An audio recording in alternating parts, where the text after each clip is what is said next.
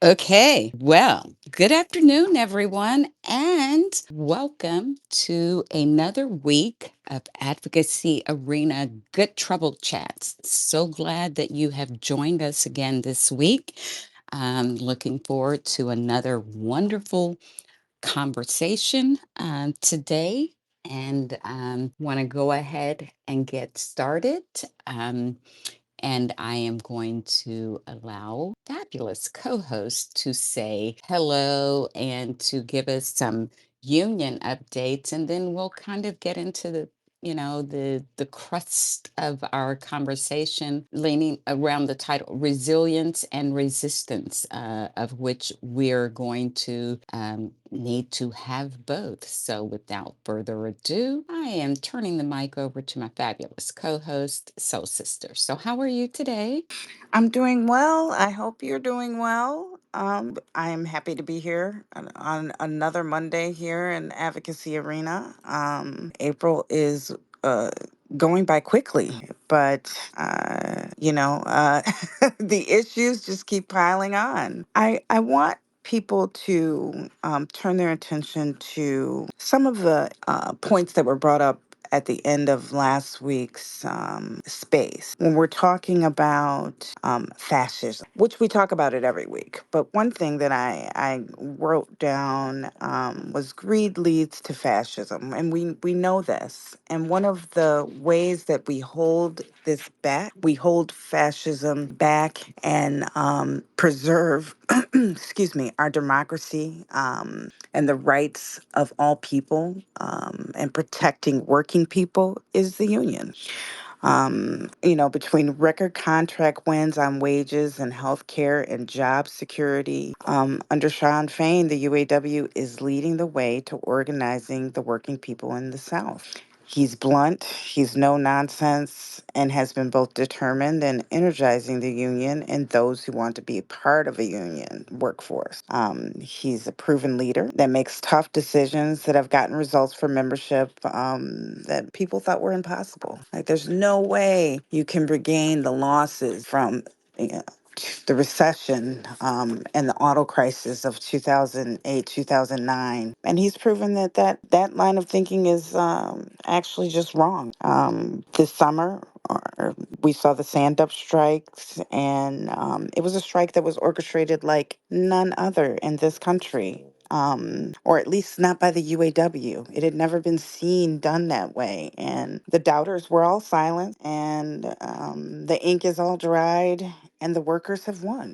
Backing Joe Biden was not a popular decision, wholly endorsed by the full membership, but it was one that he made because he's a strong leader. He didn't hesitate about it. He's wholly endorsed the Biden Harris administration, and it makes perfect sense because for the longevity of the union and for working people, the Biden Harris administration has been extremely pro union and worker friendly, both in support and through legislation. And now the UAW has been giving a great amount of its attention to organizing Southern auto manufacturing facilities. And it's a bet that has the potential to pay dividends for years to come for working people in the South and across the nation.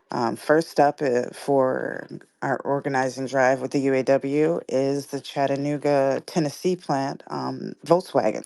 And we should know the results by the 19th of this month. And once again, Sean Fain and the UAW could make it. So we have to not just remember that fighting fascism is important, but we have to remember that there are many different arms and legs on how we go about doing that. So don't ignore the unions. I have several stories that I'm going to put up. Doctors now trying to organize. We have some doctors in the UAW, but I'm saying these are newer stories of doctors, and of course the TAs are always, which are the teaching assistants at college campuses, are always organizing. CVS pharmacists are organizing. It is just something that we should be aware of, and we should just try to support in any way. Community support goes a long way. And it goes a long way because legislators often try to keep quiet their bad stances, for lack of a better word. Many times they are not neutral, or either they say they're being neutral, but then they still go about having these basically these hostage audiences where they badmouth the union and they target those who are trying to organize and promote the union in their facilities. But when you have the community standing behind those who want to organize, it will make a difference because your voices are heard, their voices are heard, and the pressure campaign will add some necessary urgency to legislators and leaders standing back and really truly allowing the workers to have a voice in their workplace. So if you see some facility or some union organizers, try to support them in any way you can. Whether that's honking your horn, it's as simple as that sometimes.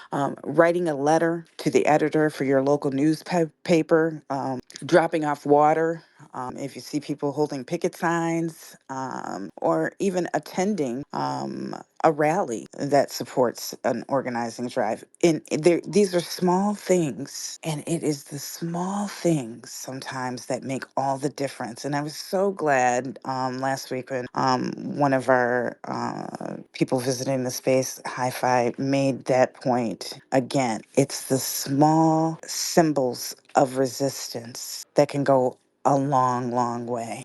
So I just want people to keep that in mind throughout this space and throughout their day and moving forward. We all have power, and whether we choose to be very vocal and very visible and present in our resistance, it's our choice. But we have to do something. Sitting by and just sitting behind our keyboards is not going to get it done. And so we have to find other ways and other arms to join in this fight against authoritarianism, fascism, greed, and definitely to protect and preserve our democracy. And so, with that, I'll turn it back over to you, Ms. D, and we can continue this discussion. And I'm sure it's going to be a great. All right. Well, I appreciate the union updates. I know there was a lot of activity around them. So I was looking forward to your report. And I also just want to take an opportunity to acknowledge some folks in the community that I have been having ongoing conversations and an interview series with Mud Puppy. We continue. I have another interview that I am getting ready to edit and publish on our other platforms about dark money and how that is playing a role in our political system. Actually, our democracy is pretty much already captured. By these shadow networks who are basically pulling the strings of the politicians who are the avatars and the front people for many policies. I have put in the nest in the Jumbotron an article on CNP, which is the Council for National Policy, and about the author Ann Nelson, and has several interviews that don't take a lot of time. One is 30 minutes, and another is like an hour interview, YouTube interview, and certainly a link to an NPR story about her book, Shadow Network. And I kind of use it as my reference book for all things within this secret network and infrastructure that the Republicans have in place that they have been building and working on for 40 years. And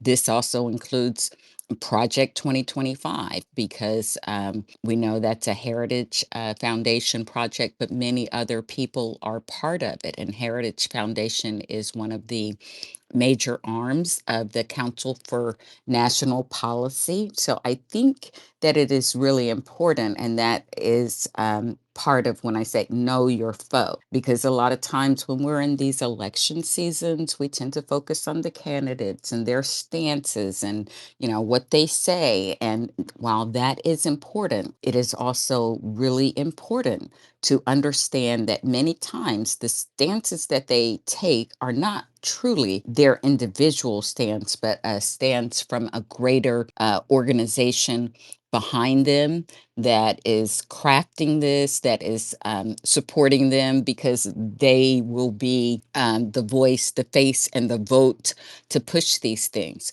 And also, in light of many of the horrific laws that we have seen coming out of several states, not the least of which is the recent one going back to an 1800 law in Arizona to ban abortion, and the fact that states like mine went to extreme abortion bans almost immediately when Roe was overturned. We had a trigger, a law that was set in place to be triggered when the Supreme Court overturned it. And the folks here in my state were so eager that, and the trigger timeline was 60 days. They were so eager to get this horrific law in place that they were actually petitioning the court to try to move it up. They wanted it to take place immediately.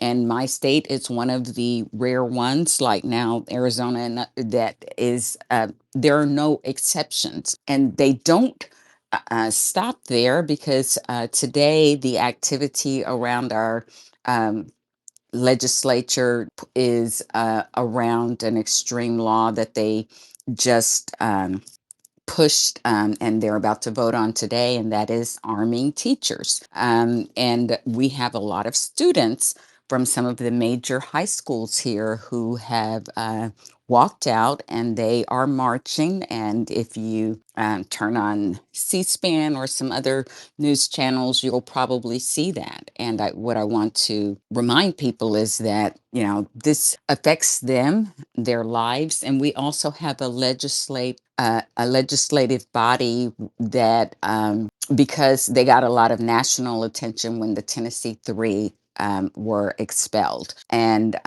they know that that doesn't bode well for them. So when they started their next legislative sessions, they put laws and rules in place to minimize that national focus, attention, and coverage. And one of them, actually was to limit the public's access to the legislative hearings.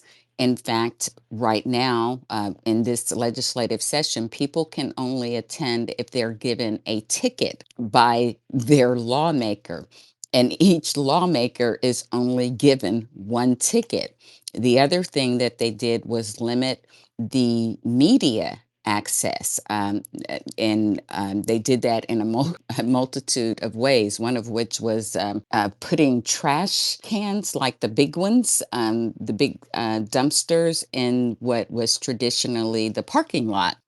For the media. And I know that many of you, because of hearing me talk about it and their reporting on the national attention that was brought to the expulsion of Justin Jones and Justin Pearson, is Tennessee Holler. And this legislative session, they have kept them out of hearings. And he's posted about it several times, and I have too. And the thing of it is that none of the other major reporting journalists, papers, and those people who are being allowed access are speaking out about it. And I want to just point out that this is just another example of how fascism really takes hold and root, because if you don't speak out about one journalist being denied access, eventually they'll get to you, and there'll be no one to speak out for you. So that really is infuriating to me, and I want to draw attention to them. Even though they may be doing good reporting, they should also be speaking out about the other reporters being denied access to report, because the free press is part of our constitutional structure. And for anyone to mess with that poses a danger to our democracy writ large. And so, just going to kind of leave it there with a few things, because there are a few other things that are going on here that I want to draw attention to as the conversation goes on. But we do have a few wonderful speakers up. and I want to allow them to kind of join in the conversation here. And we'll start with Joseph and then Dr. Marshall. And I'm so happy to see both of them and to have them here in the conversation. And hopefully, at some point today, Mud Puppy will be able to come up too, and we can talk a little bit about our interview and some other things that are going on in this dark money, tunnel that we're going through, and just trying to expose and shine some light on. So, without further ado, Joseph, you have the floor. How are you doing today, my dear? Hello, Miss D. Fine, thank you. How are you? I'm great. And let me just say that Joseph also had a space on Friday that I was really grateful to be a part of, where he really kind of furthered the conversation that we started here on Monday. And if you weren't able to be there, I think that it is a wonderful space to replay because it was filled with good information, great speakers, and Yeah. contributors. So thank It you, was it Joseph. was phenomenal. It Yeah. really was, and it was a short and succinct space. So people who are hesitant to listen back, believe me, it's worth it. It'll take so little of your time, but you will be so enriched by the information that was given in that space. And I really, Joseph, if you have the link, if you could post it up in the nest and in the purple pill, that would be great too.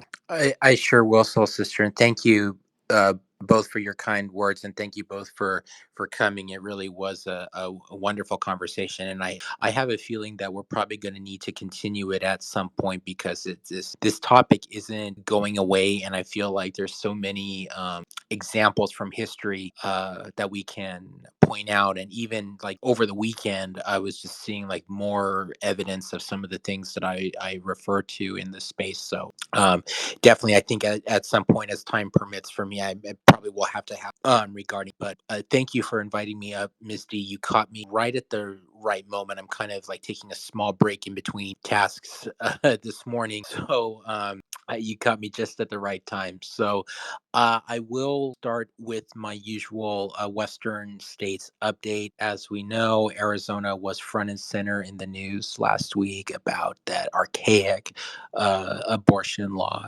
And the attorney general made it quite clear that she is not going to prosecute anybody under that law.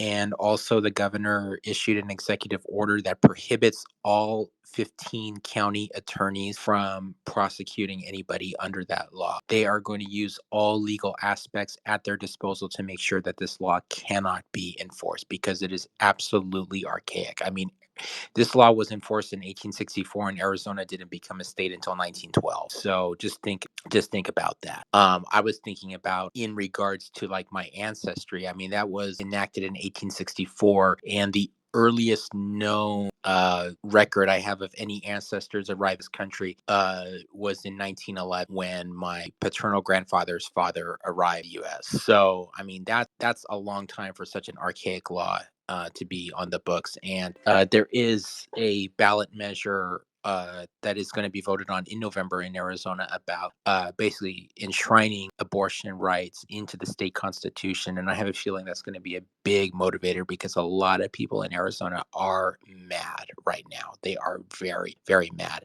The MAGAs think that they won the battle. They may have won the battle, but they haven't won the war, and they think that they're pretty blind to the fact that they don't think that this isn't going to be a big motivating factor for Democrats in November, and it's going to. And the Republicans in Arizona have been backtracking big time, but of course, people have been coming out with the receipts. And like in one of the districts that I'm trying to flip, Arizona 6, which covers the area of Tucson that I work with, Juan Ciscomani is trying to totally backtrack on that, but there's receipts of him praising when Roe got overturned. So we're gonna match them step for step on that. So there were some people on the timeline. I kept seeing random tweets show up that people saying, "Oh, boycott Arizona," or just throwing up their hands and giving up on Arizona.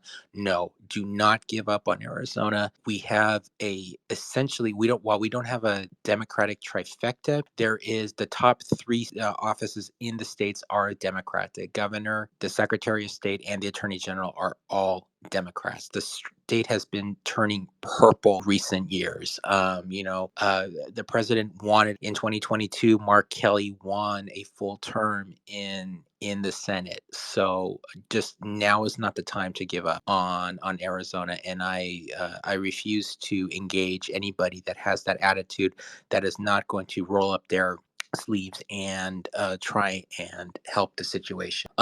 So that's what I've got on Arizona. On Nevada, I had seen something that last week that the vice president had briefly visited Las Vegas again. It didn't seem there didn't seem to be too much coverage on it. Although I'm glad she did go back. I'm hoping that either her or the president can make a visit to Northern Nevada. I'd like to see them give some attention to Reno. We can't neglect them. Speaking of Reno, I will be there in 2 weeks. I'm taking a vacation in Northern Nevada, 2 weeks to be visiting the Reno and Lake Tahoe area, and hopefully I will be able to gauge what the political temperature is in the Reno area. I saw something last week that Jackie Rosen has very impressive cash on hand right now for her campaign, and she's going to need every cent of it. Again, the Nevada primary is not until June, so we won't know who the Republican nominee is. It's kind of a crowded field to see who's going to be opposing Jackie Rosen, but whoever it is, we're going to need all hands on deck for her. I know you've heard me say that ad nauseum in this forum, but we cannot afford to lose that race if we want to hold the Senate.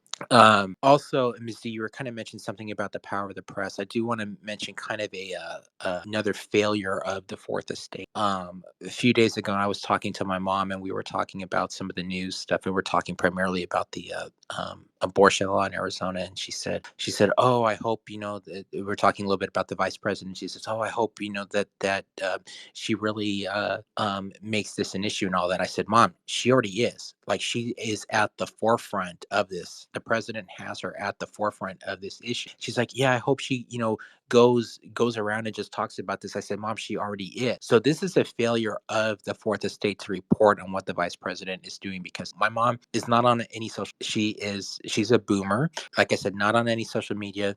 Pretty much just gets news from mainstream media. So I said, well, this is a failure of what the media is doing. So, I fill in my parents on the goings on of what the president and vice president are doing, because I know they're not being properly informed through mainstream media. And, because like even last year when the vice president went to Africa, my mom said, "Oh, I wish the media would have reported more on what she was doing. I wanted to know more about what her trip was like." So I had to fill her in, because it was just here on social media that everybody changing information about the vice president's work. So so that's part of our job, is to inform those that maybe aren't on media and are being not fully informed by the mainstream media. They're only getting part of the information. So that's, I think, incumbent on all of us. So, sister, I did see a couple of union related items last week. I think it was in San Diego. There was, I think, a 1 day picket by United flight attendants Oh, for better working yes. conditions. Yes, Yeah. yes. I saw it too and I retweeted it. I'll try to find it and put it up there. Yes. Okay. And then also in Las Vegas, I think the Culinary Union was picketing one of the casinos, I think, for a better contract, or a contract similar to one that the union had reached with some of the major casinos a few months ago. I'll have to find that, but I will post in the Purple Pill the link to MySpace, and hopefully this week I'll have time to do another one, because again, I think we need to continue that conversation about the dangers of authoritarianism and how people are deliberately being ignorant to history. So, thank you so much, Miss G. Thank you so much, Soul Sister. I'll sit back now because I've got some things I need to attend to, and I know we've got some other speakers. So, thank you so much for your time. Well, thank you, Joseph. And you brought up some really great points that I just want to kind of hone in on a little bit, and then we'll go to our next speaker.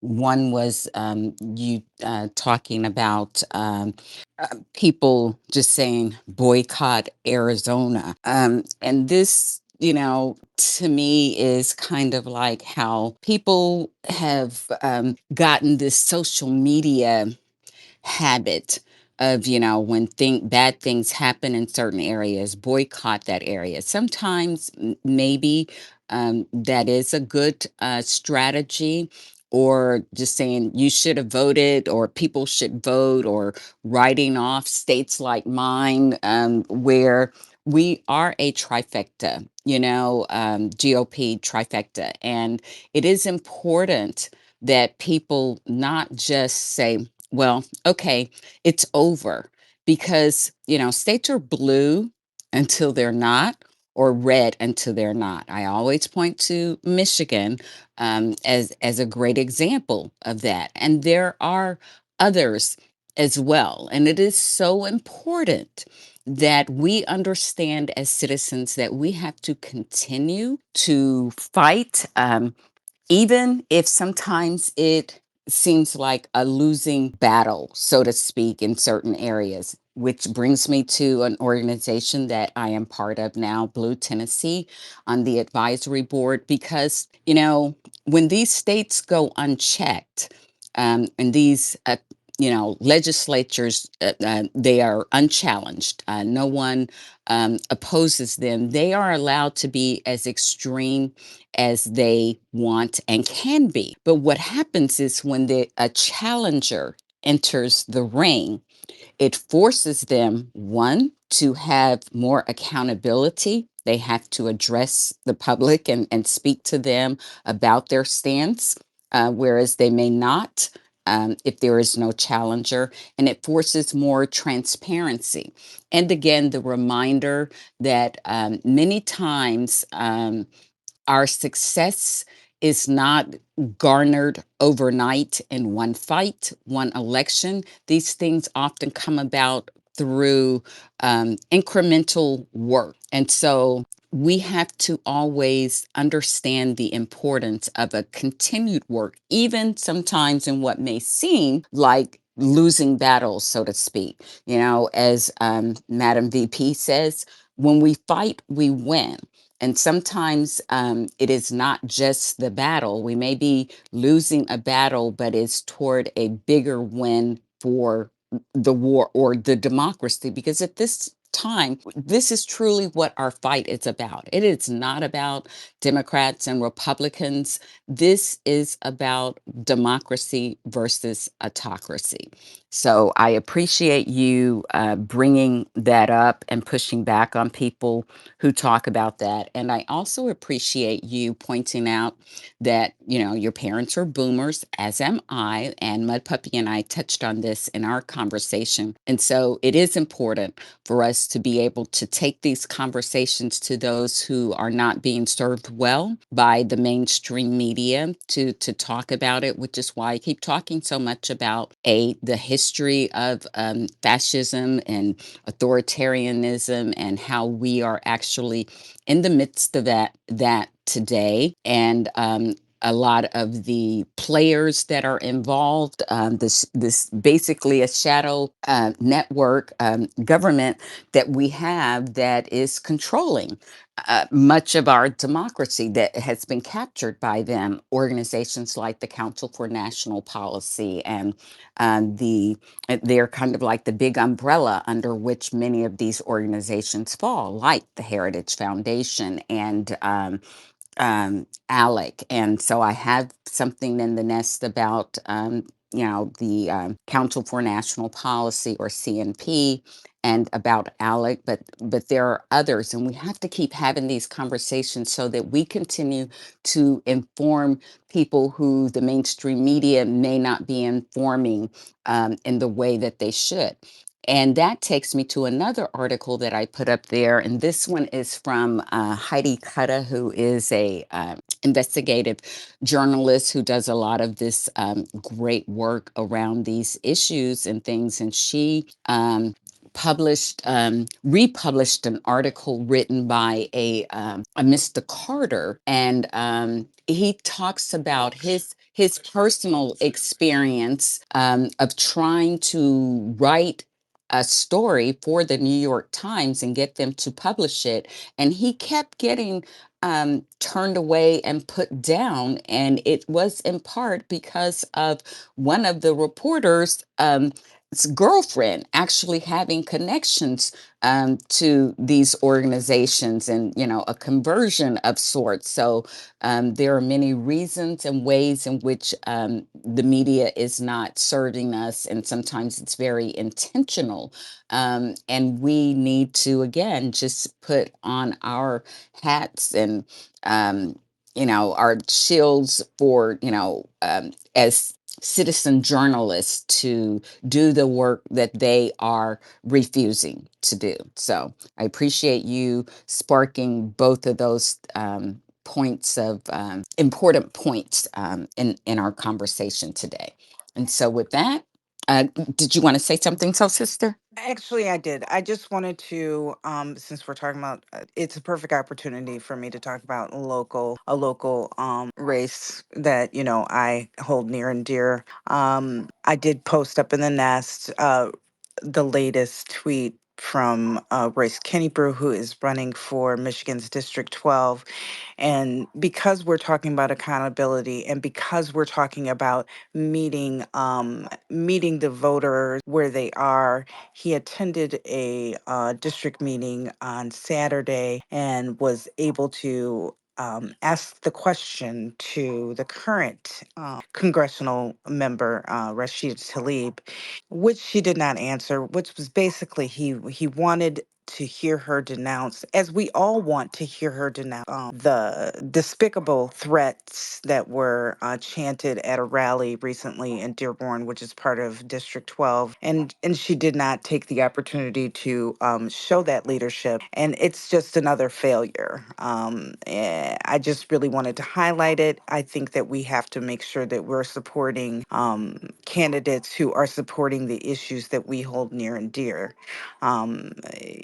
It's just it's important for our democracy. It's important that we continue to support the administration, and it really, when you're a leader of a large swath of people with diverse views and opinions and issues that matter, we have to make sure that our leadership reflects that. And while they are definitely entitled to their personal feelings about issues that are going on in the world, they have to make sure that they are also being representative of the entire body that they are supposed to be servicing. So I just think that it's important, and I did put it up in the nest and in the purple pill, and I'm hoping that you all will retweet it and continue to support this candidate, because it's extremely important come November.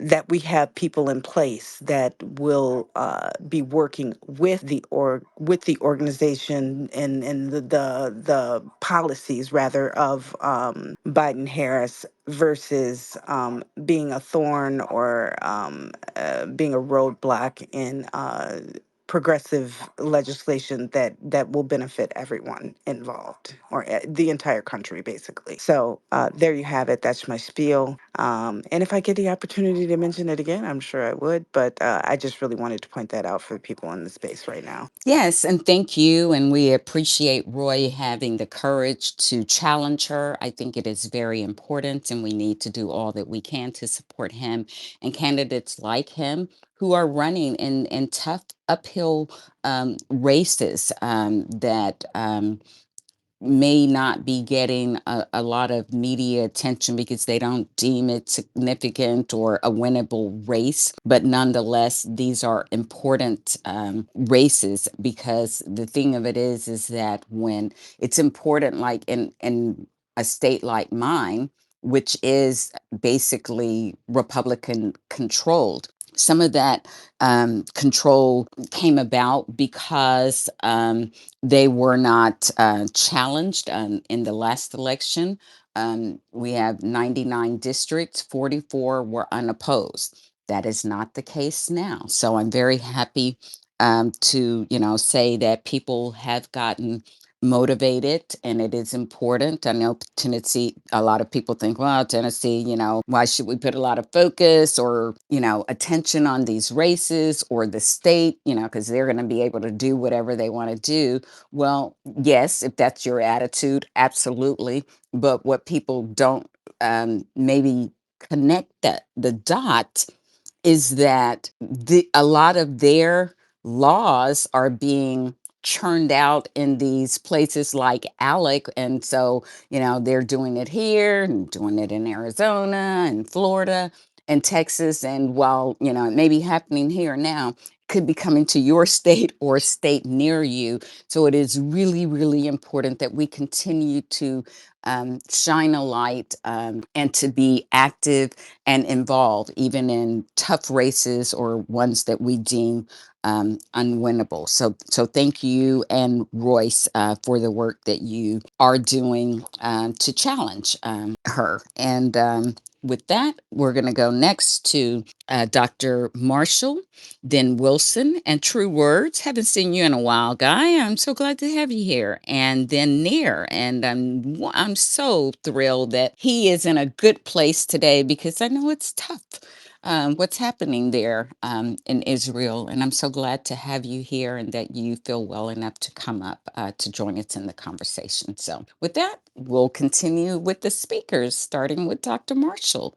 So, I hope you're having a lovely day today. And oh, yes, let me remind you guys that on this day in history in 1912, the Titanic sunk. Okay. And the former guy is in court today. That's a historical first, and it's tax day. So very interesting. I hope it's foretelling. Absolutely. So, Dr. Marshall, I thought I'd just drop that in because you're our resident historian. So I didn't want to let those things go by. Oh my goodness. Good afternoon to everyone. You make me laugh. I've been kind of, multitasking here, making notes for something I wanted to talk about, but also keeping a side eye, if you will, on the news. The judge is supposed to rule on whether or not the former guy, the orange haired man, can rule on the DA's request that the former guy take down I think it's two, maybe three posts from his social media account, that one of which attacks the lawyer, his ex lawyer, whose name I can't recall at the moment, that testified against him and went to jail for him. And in addition to taking the post down, also charge him with $1,000 and make him aware that if he violates this next order, he can go to jail. So I suppose April 15th as Tank Day, Dump Day, whatever you want to call it day, it would be a wonderful thing for Americans to see that at last the orange haired guy is being treated like everyone else, because he certainly isn't being treated like everyone else at the moment. He is wasting our money. I don't mean wasting it in the sense that hopefully some justice is going to come out of all of this, but he is certainly spending. I think that's probably a better term. He's spending taxpayer money with all of these court cases in the sense, to the extent that he should have been in jail a long time ago. That being said, let me get to what I raised my hand for. I just want to go back for a quick second. Everything that I speak about in the next few minutes, in a way, goes back to when I was talking about in my last time at the mic in Advocacy Arena. And I thank all of you for the information that you've been sharing over this time period that Advocacy Arena has existed. And I feel so proud of myself for being here as often as I can and learning from all of you. And I think I've always been a nerd in the sense of wanting to read everything I could get my hands on, and mentally, politically active and physically active as long as I could be before my accident. But understanding dark money and just how insidious it is and how deep in our society it goes is something that I don't know if I would have understood had I not learned from Miss D and through Soul Sister and many of you who have commented on dark money. And I want to thank Joseph because he gave me the perfect lead in for what I want to talk about, and that is he spoke about how people are deliberately, quote, deliberately being ignorant to history. I think history was the last word. I was in my multitasking, I might have missed that part. And then, Dee, you said something as well about what was it? I wrote it down about the incremental work that must be done in order to fortify our voting rights and to fortify democracy. So, about 3 weeks ago, I came across an article in Apple News, and the article is about the town of New Bern, Alabama, which has not had an election in 60 years. The town is two-thirds African American. And in these 60 years, and no doubt before the 60 years, the town council has been, one article says majority white. I translate that to be all white because the current legal mayor is a black man who has been the only legal mayor since 2020. However, he's been locked out of the mayor's office, locked out of the city council office, locked out of the city funding, locked out of everything that a mayor would have control over since 2020 because the white city council that had been running the town reject his legal victory. The summary of the story is this gentleman, Mr. Braxton, filled out all the paperwork to run for mayor and ran unopposed. The current mayor at that time, a white man, didn't bother to do anything, nor did he file to rerun. He never ran in the first place. He inherited the position from his father, who had held the position of mayor for 10 years. The same council had just reappointed itself and continued to reappoint itself. So after this black man, Mr. Braxton, filled out the proper paperwork, ran unopposed, won the election, was given the keys to City Hall, appointed a black council, or appointed his council, all of whom happened to be black. They had one meeting in the town hall. The next time they came back, the town hall building was locked. The locks had been changed. The keys didn't work. He has been denied access, as I said, to the money to run the town. He has been paying out of his own pocket to help with things like food drives. The bottom line is the white council and the white mayor that was running the town prior to his election, they held a secret meeting. There was no announcement, no posters, no newspaper announcement, nothing. They held a secret meeting whereby they reappointed themselves and took over again. The information as to what was happening there, this is 2020, eventually hit the Black mayor and others got in touch with the Legal Defense Fund. And I didn't see this story last summer, but according to some articles I've read, it was in the newspaper last summer. Since then, I've done a little more research, and the Democracy Docket had it, The Guardian had it, and several other newspapers.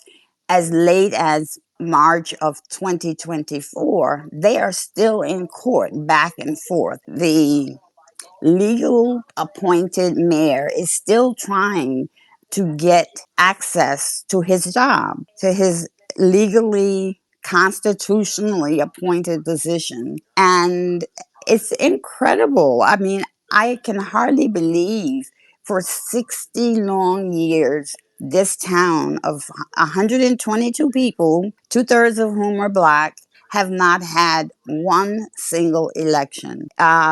Looking at two different maps, one map says it's about an hour and a half from Tuscaloosa. The other says about an hour from Montgomery. It's not in the middle of nowhere, but yet it's performing as though this is 1860 or 1824 instead of 2024. And as I read that article, it just struck me as so wrong, so wrong, so wrong, so hard, so painful. And I hope you were able to post the link, Soul Sister, in the nest to the article, because there is a video. It's up there. I Okay, got it up there. it's not a long article, but even more than the article, I encourage everyone to please, please watch the video. In this video, you hear and see the current legal mayor, Mr. Braxton, discussing how this came about. And you see that all but one white person is willing to appear on camera. And then there's one white person that they interview who doesn't appear on camera but thinks that it's wrong. The bottom line is it's wrong. But the other reason for watching the video, in addition to learning about what has happened there for 60 years and the fact that here on April 15th, 2024, they are still in court trying to get access to a legally won election, a legally won position in what we call a democracy. That, this experiment that America is, this is definitely an example that we are still an experiment in democracy. And then I started to think more deeply about it, in addition to the fact that this is the South and there are many more, almost all black towns than we are aware of, who probably are experiencing maybe not this particular length of time where there's been no voting, but some aspect, some degree of it, and many more challenges related to voting rights. There's a lot of money that's keeping this man from taking his position. And I thought about, dark money. The 20% of whites who live there may have whatever amount of wealth they have, but that their wealth alone could not be sufficient to keep the two-thirds of the town down. So there must be some dark money there. If ever I understood dark money before, this article really underscored everything that I've heard in this space, that I've read on my own, and it makes me want to do an even deeper dive. It's sort of like I want to put my rubber boots on and get in a car and drive to New Bern so that I can not just see for myself. I want to dig up some dirt, not dirt on people, but I want to know, how is it that this was allowed to happen? And that's why I encourage you to watch the video. It was one of the black councilwomen that was elected and sworn in. She talks about how it was the fault or result of the blacks not being vocal, not being active, not participating, that allowed this situation to exist, and to exist for as long as it has existed. So I just wanted to share this article because it's so representative of the kinds of things that are shared and discussed in advocacy arena. I want to congratulate Mr. Braxton, who had the not just foresight, but understood what was happening to his town and understood that someone needed to act, and who was courageous enough to fill out the paperwork. And I'm sure you know, I have no clue how much paperwork he had to fill out, but we know how much paperwork we fill out just to get a credit card application. And if you're running for mayor or for any political position, there has to be a lot of paperwork that was filled out and filed. He didn't hide it. And I suppose the white community thought nothing was going to become of it. And even after 4 years, they probably thought, since they resisted him and put themselves back in charge, that he would just shrivel up and go away. And he hasn't. Many of the members of the council are getting hate mail, and it's just painful. It's painful to read about, it's painful to know about, and frustrating in terms of what can I do here in my little house to help the people of New Bern. Helping them is like helping all of us, not like it would be helping all of us who want to keep America a democratic country. I just wanted to share that article and those reflections with you because it's just it's hard to believe that's, you know, if at first I thought I misread it, that it was 10 years, but when I went back and read it again, they have not had an election since the 1965 Voting Rights Act was Yeah. passed. And That I is remember, unbelievable. yeah, and I remember Mark Elias and a couple of other people doing a short story um, on it, and I'm glad that you really were touched by it and intrigued by it and are digging deeper. And I think it takes that kind of work from just plain old regular schmegular citizens to continue to talk about it. And hopefully, I feel like conversations that we have like this and in our real life, people talk about it, that it will gain some steam and larger, more national conversation and focus can be put on it. Because, as you said, it is not a one-off, to be sure. And I've talked about it before, how with Blue Oval City, the Ford plant coming in here, how they took over a town here in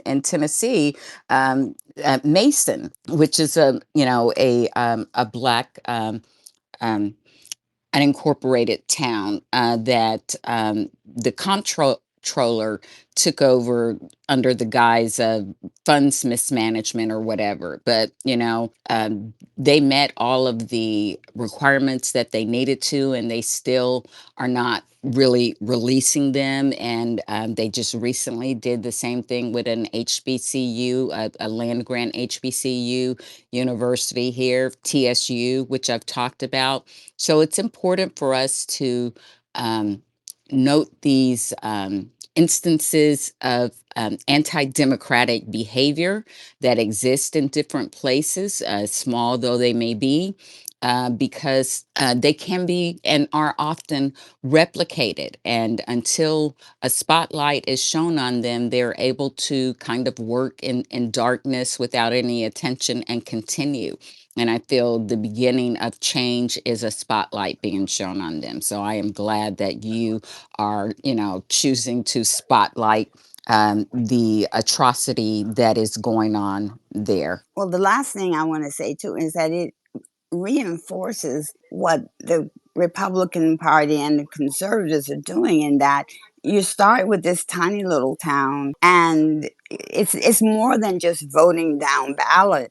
You've got to start there or down ballot so that the people become aware of what's happening statewide and nationally, so that when they vote for one of the most important elections, the presidency, they understand what has happened in their own little town. So it's just, I'm like I said, it makes me stumble at my words because even though I know it's happening, the research that I did, even going to reading the court cases over the 4 years, the actual submissions, it's, as a historian, this is not history. It is history, but it's history that I'm actually living through, even though I'm not in Alabama, and it just hurts. Oh, absolutely. I totally get it. I often come across stories like that, and certainly the ones here in Tennessee, because they didn't stop at that town. And when you talk about like understanding dark money,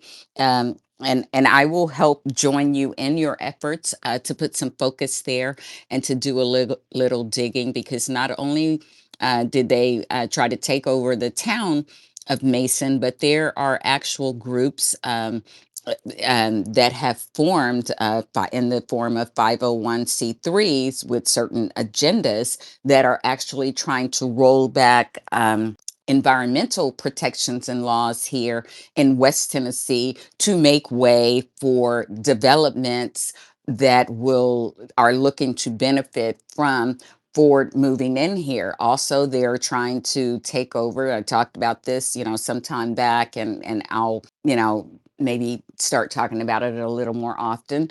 But there are also Black farms that are in danger of being lost through eminent domain because of it as well. And one of them is actually a really intriguing story, because the Black farmers that, and I'm not talking just a parcel or two, I'm talking about hundreds of acres here. One of them was actually land that is now in ownership by a Black family, but the beginning story is that their early ancestors were enslaved on that farm, and they worked to eventually become owners of it. And now it is being, or they're trying to take it away from them through this expansion of, the Ford Corporation and other entities that are seeking to profit. And when I say this, like they're trying to do away with wetland protections and things, and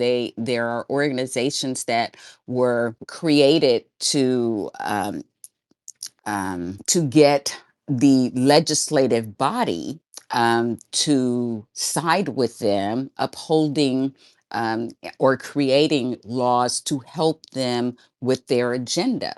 And so this is just on a small level how this dark money and the organizations work, and it just continues. So thank you for bringing attention to this. And I hope you stay up for a little while. We have quite a few hands, and I'm so anxious to hear from you guys, and glad that you've all joined us today in the conversation.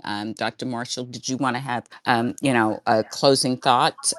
No, my thoughts are probably not going to be closed on this, but I just, like I said, I wanted to bring this to the attention. I didn't remember when it was discussed before. Maybe that was a day when I wasn't there, but nevertheless, I just wanted to bring this to the attention of the group again, and I'm going to try and post it on another social media where others will become aware of it. It's the one little thing that I can do, since I can't get out and hold up the banners. But we can all do something. So this is another step for me. Absolutely. And I applaud you in that effort. And a lot of times, like even here, sometimes we post the story or we mention it. And then because there are so many other things happening, we move on to the next thing. So I think it's important that some of us grab hold and just have, kind of laser focus on certain things, so that we keep our attention keeps coming back to it, and we keep trying to figure out ways that we can help, if nothing more, bringing attention to it and hopefully getting some national attention to it. So I just want to applaud you for that. Well, I just will say that the latest update is that the request before the court is that they be given permission to hold an election prior to November, so that by November they will be able to participate in the larger national election. That's the latest information that I have. Okay. Well, keep us posted on that, and we'll be looking for your timeline reports and updates. And we lost one of our speakers, but that's okay. Maybe he'll come back. But we do have quite a few others up. Next in line is Wilson, then Nair, and Alex and T Bug. Hello, D. Hello, Soul Sister. Hello, Advocacy Arena. I just came up here because, I'm one of those angry Arizonians who's very upset at the ruling by the Supreme Court, at least the Arizona Supreme Court, especially on that abortion issue. I believe that it's a terrible move by them to alienate like half the state. And I think it's just gonna really a move like that is just gonna drive people to the voting offices. I've known quite a few people who are already upset by that ruling. But I did want to talk a little bit about local elections because I believe they're super important right now. And one thing that I really like, one thing that alarms me about these elections is the amount of January Sixers who are running for political office right now. And I personally believe that they shouldn't be allowed to do that. I think that it's kind of ridiculous that, they could be allowed to try to overthrow our government and then be allowed into political office. I think that's one of those loopholes that need to be closed. One of the things that I think is really important is that I think everybody should know that this situation is, entirely new to the United States and the world. Never have we had to go through things like this. So there's a lot of stuff out there that we have to create like new legislation for in order to close these kinds of loopholes, like being able to march on, the Capitol and then apply for political office. I think that's just absolutely ridiculous. I think that in terms of dark money, we have these crowds of people who think that a lot of us can be bought. I don't think that's the case. I think when it comes to resistors, I think a lot of us have come from, the ground up, and we don't. A lot of us aren't craving or needing the fame or money. I honestly don't believe that UD or Soul Sister could be bought out. I think you two will always be on the side of democracy. I don't think you two would ever, give up on us, the people. And I think that's true for a lot of resistors. I think that these people who are in these positions of power think we can just be bought out, sold out, tricked. No, I don't think so. I think people like Joe Biden will not be bought out and not sell out America for money. So I think we have to, it's a long game, and we're gonna have to close loopholes slowly, vote people out slowly, and get the kinds of people that we know is gonna best serve us, the people. And that's really mostly what I wanted to say, mostly because I'm concerned a lot about what's happening in Israel right now. And I have to applaud the fact that the United States did something entirely new again. They pledged support to defend a country, and they went out there, and the defense was spectacular. For all the missiles and drones that got sent out, right? A measly less than 1% got through. That's incredible. There was minimal damage. Only like one person got injured. I think that's incredible. And for the United States to be like, you know what, Israel, if you decide to retaliate, we're not going to help you. I think that's an incredible stance, and we're putting amazing pressure on someone like Netanyahu to behave. Really, I think that, I had a very interesting conversation this past weekend about Joe Biden and Donald Trump, and I have to say, right, we could be in a position where we have Netanyahu in office, right? Could you imagine if America was like that? I think, I think I appreciate our democracy. I'm very grateful for it, right? I love our democracy and the fact that we are the United States. And I have to appreciate and thank everyone here for their participation in helping make America great. Well, thank you guys. That was all I really wanted to say. So you folks have a good one. All right, Wilson. Well, thank you so much for that. I do think that we do have a wonderful experiment going here. It has never been perfect, but the great thing about it is because it is a democratic republic, it has always given us tools to continue to work to perfect it. And we will continue to do that. And African Americans have played a large role in doing that. The labor movement has also been another movement that made significant strides because it's not just those groups that start these movements that benefit, but society at large benefits from the wins that they make. And no, Soul Sister, not we will not be bought out, but Never. unfortunately, a lot of politicians are, and it's not so much as just individual people being bought out, but we're talking about, and this is something we need to try to get to understand. We're talking about organizations like a total infrastructure. A shadow network that has had 40 years to develop their strategy, and they can move players in and out with ease because if that one can't be bought, there is always another one. And they create astroturf groups like Moms for Liberty and other kinds of organizations to achieve the goals and the agenda that they have. And as I said, it is a system that has been working for 40 years, that has been in place for 40 years, and they're just kind of at a sweet spot now where they are actually able to enact a lot of the agenda that they have always had. So it's one of the a good time to just remind everyone that this is just it is not new, really. These things have gone on for since the beginning of our democracy.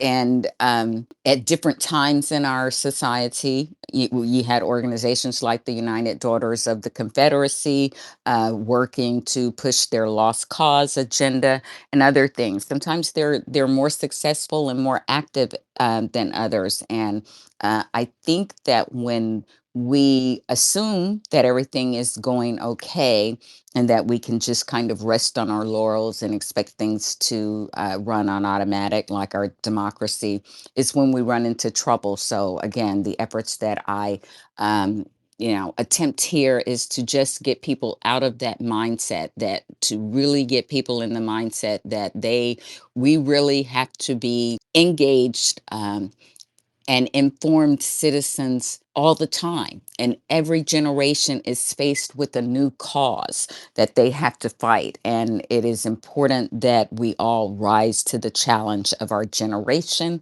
and that the generation that we learn from the generations before us, and that those that are still here, me as a boomer, that we try to help inform this next generation, because our democracy is only as strong as our active participation in it. And I appreciate you coming and sharing with us. And yes, I am proud of our president, the State Department, and the work that they are doing.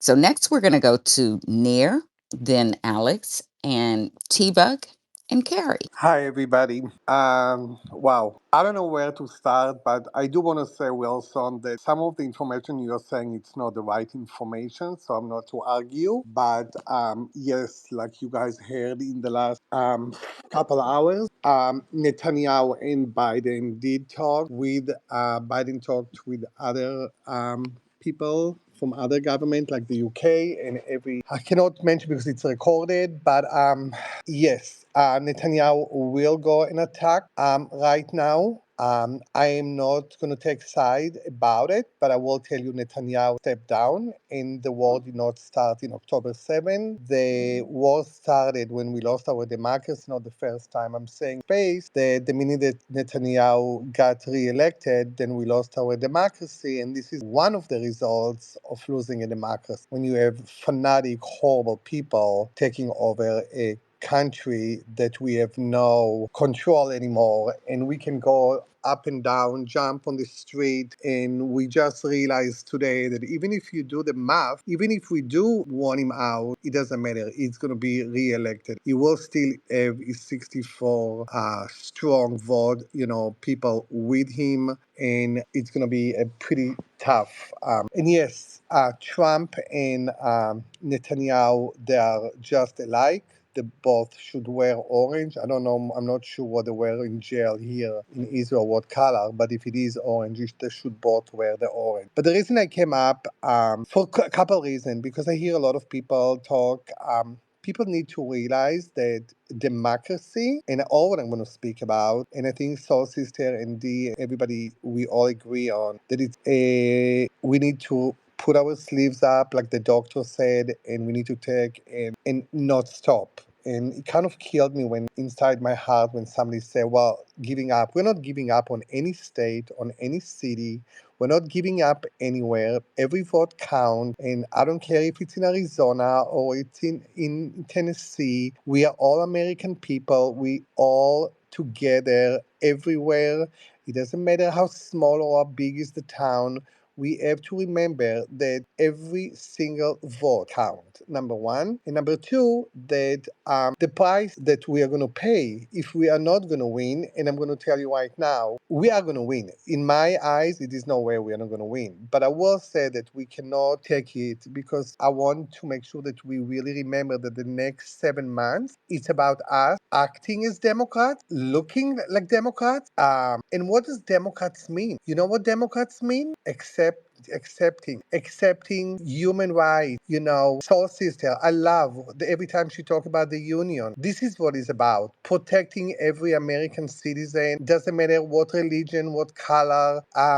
Oh, check your mic near. Yeah. Yeah, Okay. Now yeah. you're good. Yeah. I just got a phone call, so I just hang up.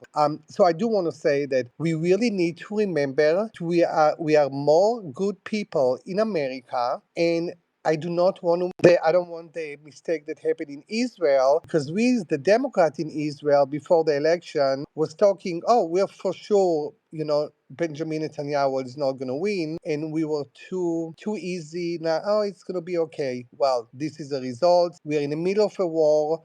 This is the first war, by the way, that ever happened with Iran, as far as the size of it and how many countries was involved. And it scares me. It scares me because if he goes to, this is the beginning of a much, much bigger scale. And we need to be very, very careful, because I put a map today so people see how big is Israel. Israel is the size of New Jersey, same amount of pretty much people, population, 9 million and something, Israeli, Jews, Muslim, Christian, and whatever other tiny little country that is on the news all the time. And you know why? Because we are the first time in 75 years we lost our democracy, because we as Democrats, and I'm not putting any guilt trip on ourselves, but I tell you, we didn't want to listen to each other. We were arguing with each other. We wanted to be right. And when you want to be right, instead of focusing on one thing, it's winning an election. This is what I hear. And I've been in a space yesterday, and I was in a listener, but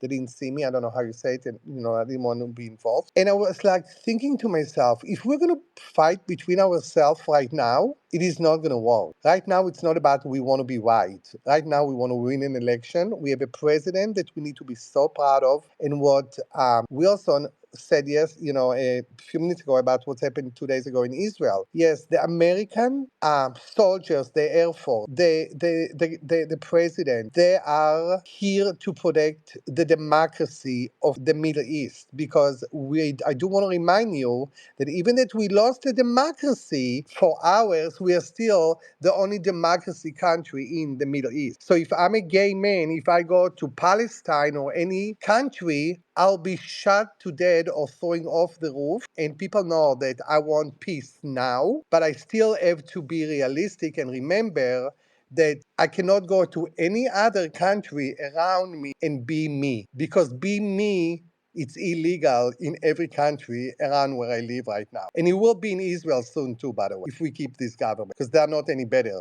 This government that we have right now, they're exactly just like our neighbors. And this is why we need to get Benjamin Netanyahu out. And I will say that I'm praying for the people of Palestine. I'm people for praying of the people in Israel and Ukraine and Sudan and Ethiopia. And we have Africa burning. We have so much to deal with, but we cannot spend 1 minute fighting between us. It's okay to listen. It's okay not to agree. But right now we need to agree on one thing: democracy. Like Dee said earlier when she opened the space, it's not about the Democrat Party and the Republican.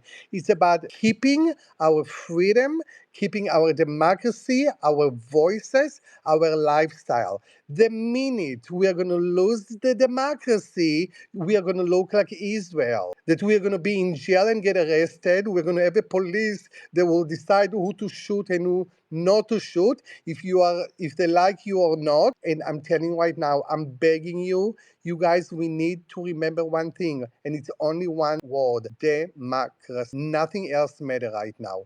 Oh, thank you, Neer. And just sending you so many prayers and good vibes for you and your country, men and women, to stay safe, and for people to do the things that they need to do to hold Netanyahu accountable, and hopefully bring about some change. Whether that's an election, or whatever it takes. But I just want to say one thing. So they already decide on an election. It will be in September. The problem is that again and again, we as Democrat, we are still cannot get together and as in one group and decide on one leader. So this is why I said earlier that if we are not going to stop fighting between ourselves in Israel, and this is why I said it's for us in the United States, then it doesn't matter because he's going to re-elect it again. So yes, we will have an election in September in Israel, but if we keep doing what we are doing as Democrats here, then we are not going to win again. Thank you. And I understand that, and I'm glad that continue to clarify that, because really that same principle holds true here, because we have people who are withholding their vote, or threatening to, over one issue. We also have initiatives that are trying to mislead us and to divide us, and it is so important that we really, really understand what's at stake, and that we form coalitions, and they may be uncomfortable, but we have to think in terms of our greater democracy, to form the coalitions to hold on to democracy, so that we can get to a point where we can sort these things out in a democratic way, where there is negotiation and compromising. And so I get what you're saying, because essentially, we're kind of dealing with the same thing here. People don't get it and don't understand the greater risks that are at stake or in jeopardy if, we all go to our corners and cling to our one issues and candidates and things. And we have to think of the greater good for the country and our democracy, and the ability for us all to continue to fight for these things, and issues that are important to us as individuals, or as certain communities. So I appreciate you saying that, and bringing attention to that. I just wanted to say very quickly, I appreciate you for coming up and speaking here as well. You know I love you, and I'm sending so many prayers your way to keep you safe and your community safe and others. But I too have listened to some spaces over the weekend, and I think the most troubling thing that I have heard are voters saying that their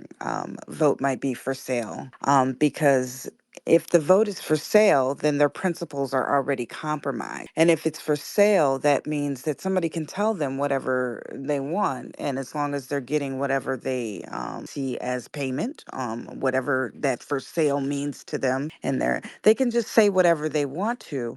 That doesn't, promising something does not mean delivering something. And it is something that, and that's really troubling for me, because I think that's something that we have to make sure that we're stressing. Like, what is the guarantee? If we're seeing already a party that has stood against policies that benefit ourselves and our communities as a whole consistently lately, not in the past, not this is something that happened to these things are happening right now today. It puts us in jeopardy. It puts our democracy in jeopardy.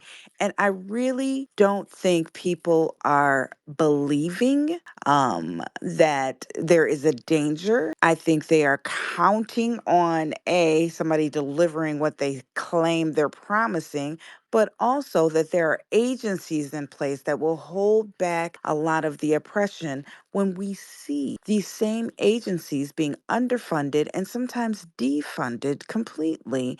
And so I am in agreement with you. We have to continue to push the word democracy. If there is no other word that we can agree on, it's democracy, our freedoms, and that is so urgent. It's as urgent as our next breath. So I just want to say I stand in agreement, and I appreciate you coming up and speaking today. Thank you.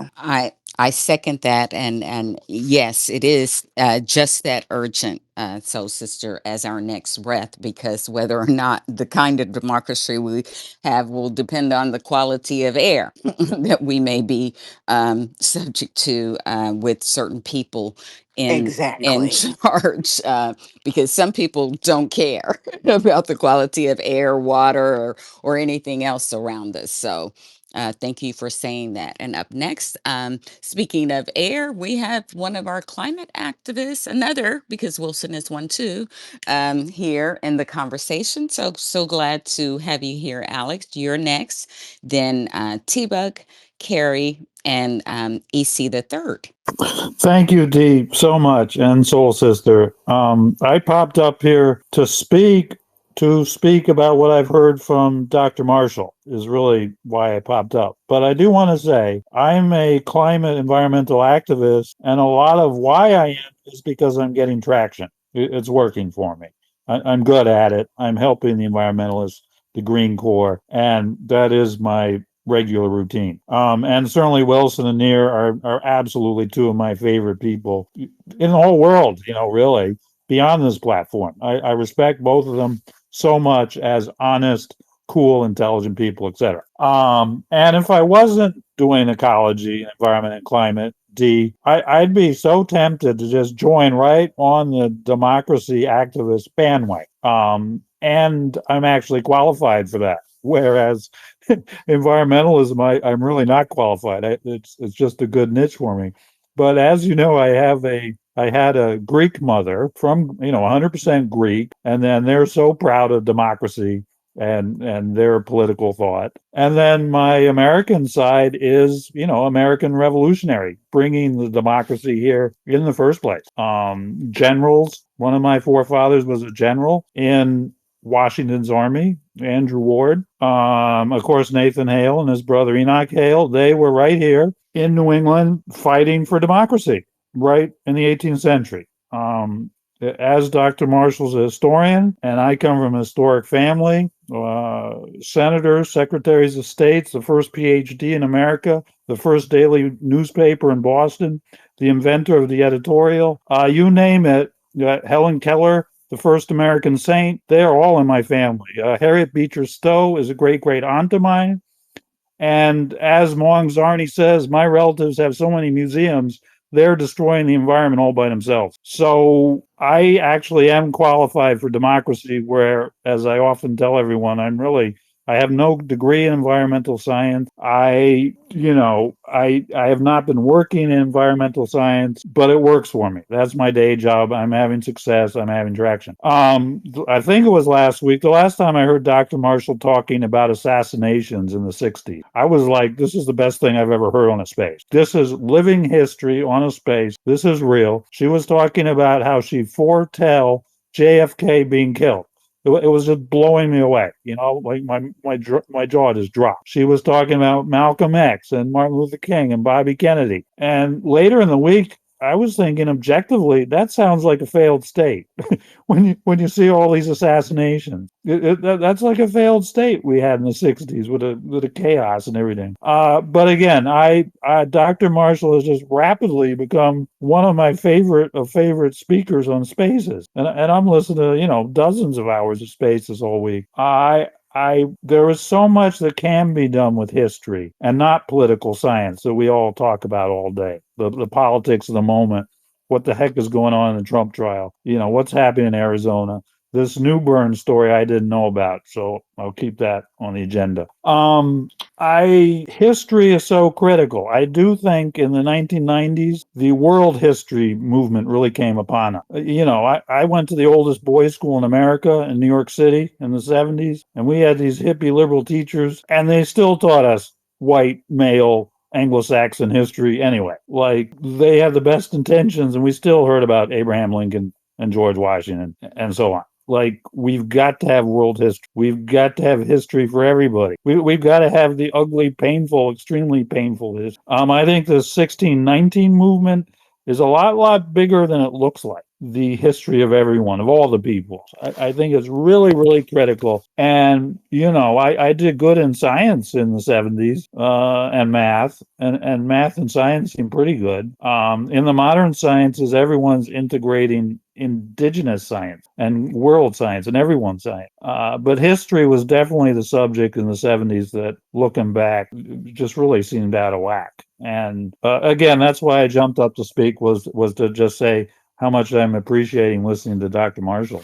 Well, we love her and her way of storytelling and imbuing us with historical information. And I am a history nerd for the reasons that you said, because I think that it is important. Because young Wilson, who is, I think, maybe a millennial, Yes. talked about this never happened before, but it did. We have been in many places like this before. Some things are new, but some things aren't. And so that's why I think it is so important that we continue to make sure that the history is told and understood, so that we can learn from those things. We can maybe take some examples of activism from those periods, and also know areas to avoid. So I think that history is always important, and I am a really big proponent of an activist against the assault that we currently have on our education right now, because I feel that if more people really had a full dose of real American history, all of it, the indigenous and African American, that maybe they would behave a little bit better. Because I do believe sometimes that, not always, but when you know better, then you can do better. But if the history is withheld, then they can put in any kind of propaganda and mislead you and guide you with that. And I feel like that's where we are now. A lot of people just don't know, and some people are just being willfully ignorant. And you have to separate the two. But it is important, and I'm glad you came up, and you gave Dr. Marshall her flowers. She absolutely deserves them, and we love when she is able to speak and share, because I do think that it's important that we have these kind of personal examples, and the way that she imbues historical information through storytelling, I think, sticks with people a bit better than just laying out events and facts. So thank you for just seconding that. And up next, we've got T-Bug, then Carrie, and EC the third. Hello, how's everyone Hey doing there. today? Great. How are you doing? How are things in Oregon? Pretty good. Just trying to deal with all the pollen. It's crazy out here. It's beautiful, but trying to keep the windows closed so I'm Tis not the sneezing all the season. time. Yes. Yeah. So, yeah, I just want to talk a little bit about, I think I put it above in the nest. There's a social media or social ambassador training onboarding that I attended this Saturday. And there's a lot of DNC trainings I've been to where I'm like, oh, yeah, that's pretty cool. But this one was kind of a game changer for me because I manage 3 social media accounts just on Twitter. And I'm always trying to find little easy buttons to do things that don't take a lot of time. So I'm not sure how many people have used the Reach app. I just learned about it this weekend. Apparently, it was mostly given to people that were, probably in indivisible groups and, other groups that are supporting the Biden-Harris administration and Democrats. But it's available to everyone now, and it was really fun for me to start using. It gives you I love graphics. it. Okay, so Soul Sister knows what's up Yes, with that it. was on our agenda last week. We didn't get to it. We were because we're going to start trying to build a resource link and some graphics. So go ahead and tell the audience about it. I'm glad that you brought that up. Yeah, I actually have like a lot of sources when I before, but this one's really cool because it's got a lot of graphics and it's directing you to messaging that the White House wants to put out and Democrats, want to put out. And so it makes it easier for you to just go, oh, okay, this is what we need to talk about this week. Like last week it was Black maternal health. And the nice part is you got a nice little graphic. You just put your finger on, the latest information they want to share. They give you a graphic. You click the share button, you click copy, and they have a suggested script. You can personalize it and add your own hashtags, which I've done. And bam, you're there. And it takes just a matter of seconds to be putting out the word. So I just wanted to share that. It's been super exciting to learn about.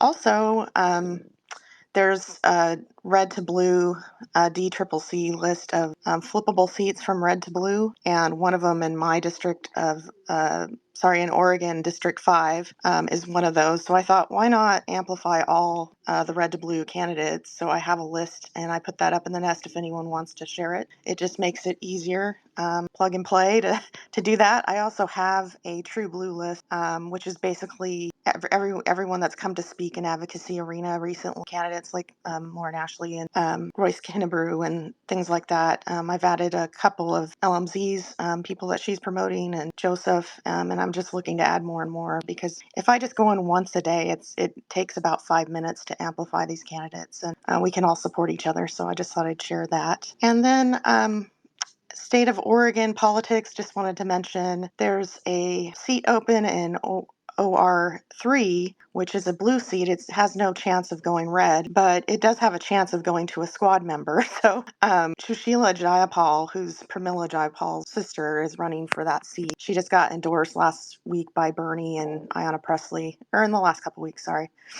And so she's got that endorsement, but there's Maxine Dexter, who's a doctor. She's currently a House representative and has the resume for the job.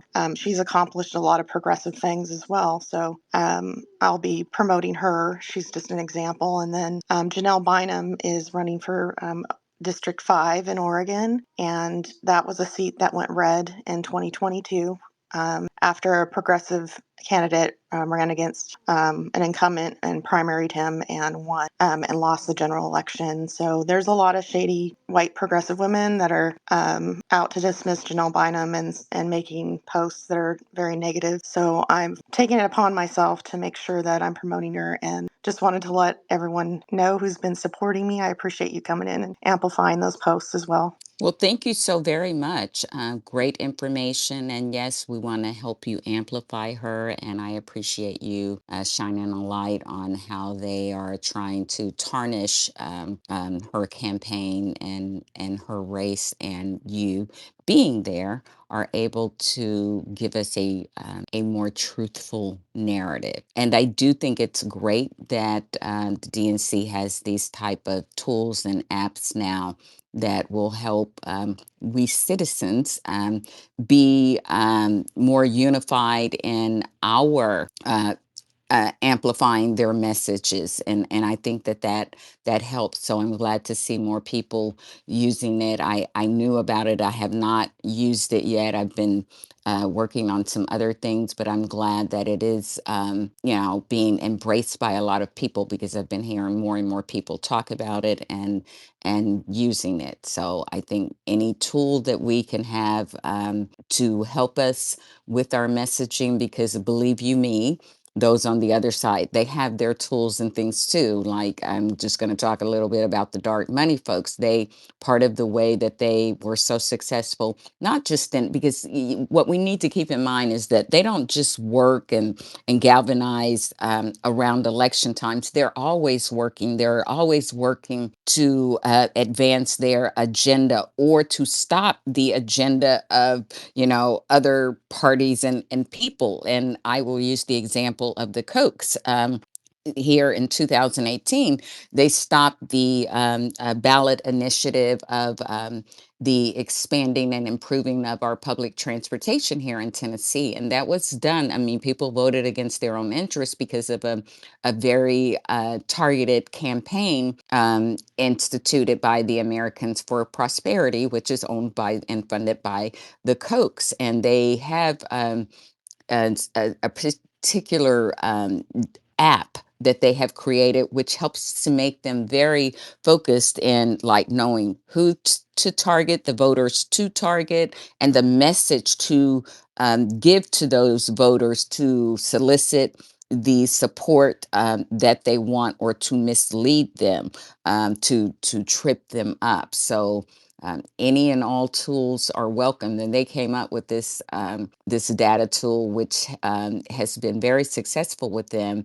as kind of a backlash and an answer to the successful incorporation of social media apps and people in the Obama campaign. So they knew that he was able to harness that, and they wanted something. And oftentimes, this is how they develop their plans and strategies, is when they see the things that are working against them, or working for, their opponent, so to speak. They incorporated a little differently to use it in their stead. Another instance I can think of is their targeting of churches now, because churches were always a great way in the civil rights movement of us galvanizing our community and spreading messages. So now they are using churches, but not in a good way, in a very nefarious way, spreading propaganda and kind of politicizing things. But they have a whole